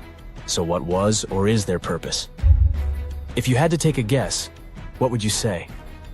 Remember we talked about how our ancestors had to be creative in order to survive in the desert? Let's try to walk in their shoes for a minute. Imagine you're a nomadic hunter-gatherer living in a desert area. You spend your days basking in the hot sun, trying to count all the grains of sand around you. But you also need to eat and drink water. But how on earth do you get water in a desert? Sure, you can hope to keep running into oasis every week or so, but that seems a bit risky, doesn't it? That's why North African people invented the so-called pharaohs. The pharaohs are a 2,500-year-old irrigation system. Locals would dig deep wells in elevated areas, wells deep enough to tap into underground water. Then, they would dig parallel shafts at regular distances. This way, the water would flow from the main well down into all the shafts and irrigate entire areas. Travelers could stop by the shafts and quench their thirst. They could also raise livestock and tend to crops. Pretty clever, huh? As much as these holes did look like pharaohs, a little bit of research would show you that they're not. You see, these shafts were built in a line, and not in a circular shape like the ones we're looking at now. So maybe it has something to do with the second option? Maybe these desert holes were related to oil activity in the region? Let's have a look at the holes up close and personal. From Google Earth, they don't seem that big, but in real life, they are huge craters. The tip to uncovering what they are is hidden beneath the sand. If you were one of the researchers originally uncovering the truth behind this mystery, you would have found something unique hidden in the sand. Old dynamites and vintage sardine cans. Putting the pieces of the puzzle together, scientists found that these sardine cans were a model from the 1950s and 1960s. It seems that entire teams from that decade would camp out while they surveyed the area for oil. And what about the dynamites? These were used for seismic surveying. This is an old technique, used to identify if there is oil and gas beneath the Earth's surface. Still in North Africa, you find out about another desert mystery worth exploring. Near the city of Deterrents, southwest of Algeria's capital, one runs into 13 peculiar monuments. These structures are also called judgeurs, and yes, I am aware of how much that may sound like a Star Wars reference. They are pyramid-like in their shapes, and as far as scientists know, they were used as final resting places for the people who lived in the region. Can you guess who these were? Most likely the Berber nomads. And since we're talking about ancient stuff, they were probably built between the 4th and 7th centuries CE. Once scientists began to explore the insides of these monuments, they found they were pretty big inside. They found large underground vaults, chambers, and labyrinth-like corridors that gave way to over 20 compartments. It could take you up to 2 hours to walk around in them, and apparently our ancestors also used its walls to depict images of animals and hunting scenes. There's no definite proof of what these judgeurs were used for, though. This is so neat, huh? I'm sure that our world's desert is filled with many more mysterious things for us to unravel. I guess I'll see you next time so that we can continue our explorations. Whenever you hear about ancient ruins, you almost never picture them being suspended somewhere, or just randomly hanging on the branch of a tree, right? In fact, for most of the ancient artifacts we have exposed in museums all over the world, archaeologists did quite an impressive amount of digging. You see, buildings have this funny way of fading away over time if not properly taken care of. Sometimes we need to reuse some building materials, so an older construction may be sacrificed in the process. Other times houses are abandoned, and once they are exposed to the elements on the surface, like rain or sunlight, they don't really stand a chance. Some just simply crumble away due to good old erosion. So the only way a piece of architecture can survive the test of time is if it's somehow gotten buried deep down. Now, how did they end up buried in the first place? Well, it's quite the comedy of errors. Ancient cities had a habit of gradually raising their ground level like a kid adding toppings to their ice cream sundae. You see, these settlements were always busy collecting food and building materials to keep up with their ever-growing population. But hey, who has time to deal with waste and rubbish? It wasn't exactly high on their to-do list back in the day. So when it came to building new houses, ancient civilizations found it much easier to save their sweat and tears by piling up the rubble and constructing right on top. But that's not all. Rivers would also occasionally flood and deposit a layer of sediment on the city floors, further encapsulating those ancient constructions. And in those dry regions like the desert, where the wind likes to show off its sand and dust dance moves, you can bet it was a constant struggle to keep the establishments clean. One hilarious example is the Sphinx, which had its head buried in sand until a group of archaeologists unearthed it in 1817. Some ancient towns eventually got covered up because they were completely abandoned. With less human activity to control their expansion, plant seeds couldn't resist the opportunity and sprouted all over the place. They gobbled up carbon dioxide from the air and grew, adding more and more bulk to the ground. Those cheeky roots even decided to stabilize the soil made from decaying plant matter, creating layers upon layers of earthy goodness. It's like the ultimate DIY project Mother Nature embarked on, with plants as her loyal helpers. The act of digging into the secrets of ancient civilizations is not just about unearthing a lost world. It's also an epic quest to reveal the hidden treasures beneath layers of history. But how do archaeologists know where to dig in the first place? If everything is covered in layers upon layers of sediments, debris, and plant roots, they must have some sort of system they rely on before embarking on a new project, right? For starters, they're not always the ones suggesting an archaeological dig in a certain location. Let me explain. Let's say you're a contractor and you want to build a new fancy apartment complex in your city. Some local legislations have certain requirements before your project can start, though. For instance, before anyone starts building on a piece of land, they might need to bring in specialists to check the soil. These clever folks can be archaeologists, geologists, or paleontologists, and they need to keep an eye on things during development. If any artifacts or ecofacts, fancy word for organic remnants, are discovered, these experts swoop in to excavate and study them. But what about sites that have nothing to do with bulldozers and yellow hats? Archaeologists have more than one trick up their sleeves when it comes to locating ancient hotspots. They dive deep into historic records with a healthy dose of detective work. By sniffing out old documents and maps, they can piece together the puzzle of human activity in a specific area. If a site has been visited before, it's even better. Finding records of past excavations or historical accounts can give archaeologists lots of information on where to continue their treasure hunt. Before archaeologists start swinging their shovels, they engage in a bit of a visual scan mission. Armed with a grid system, they'll stroll around the site, keeping their eyes peeled for any artifacts that might be hiding just beneath the Earth's upper layer. From groundstone tools to historic glass and even ancient garbage dumps, yes, they're all so valuable. These keen-eyed explorers can spot signs of human activity faster than most people. If they stumble upon midden soil, fancy term for a garbage dump, they know for sure that humans once called this place home. Archaeologists don't just rely on their trusty shovels, though. They have an arsenal of gadgets to aid in their search for hidden wonders.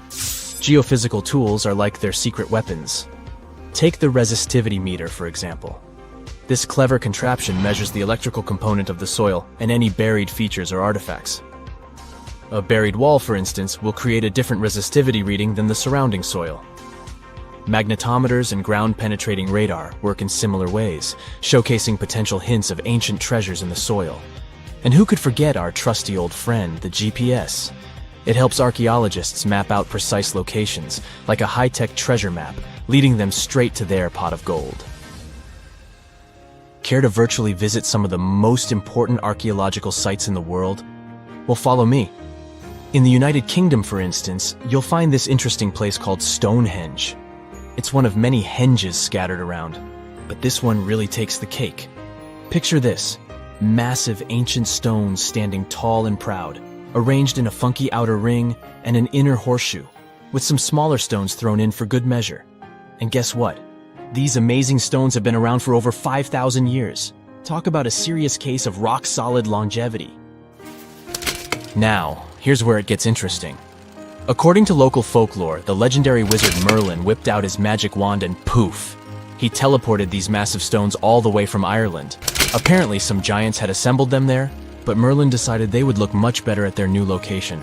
Others think it's just the ruined remains of an old Roman spiritual edifice. These amazing structures were built by our Bronze Age ancestors. With their simple tools and limited tech, they managed to create this monumental masterpiece. Impressive, right?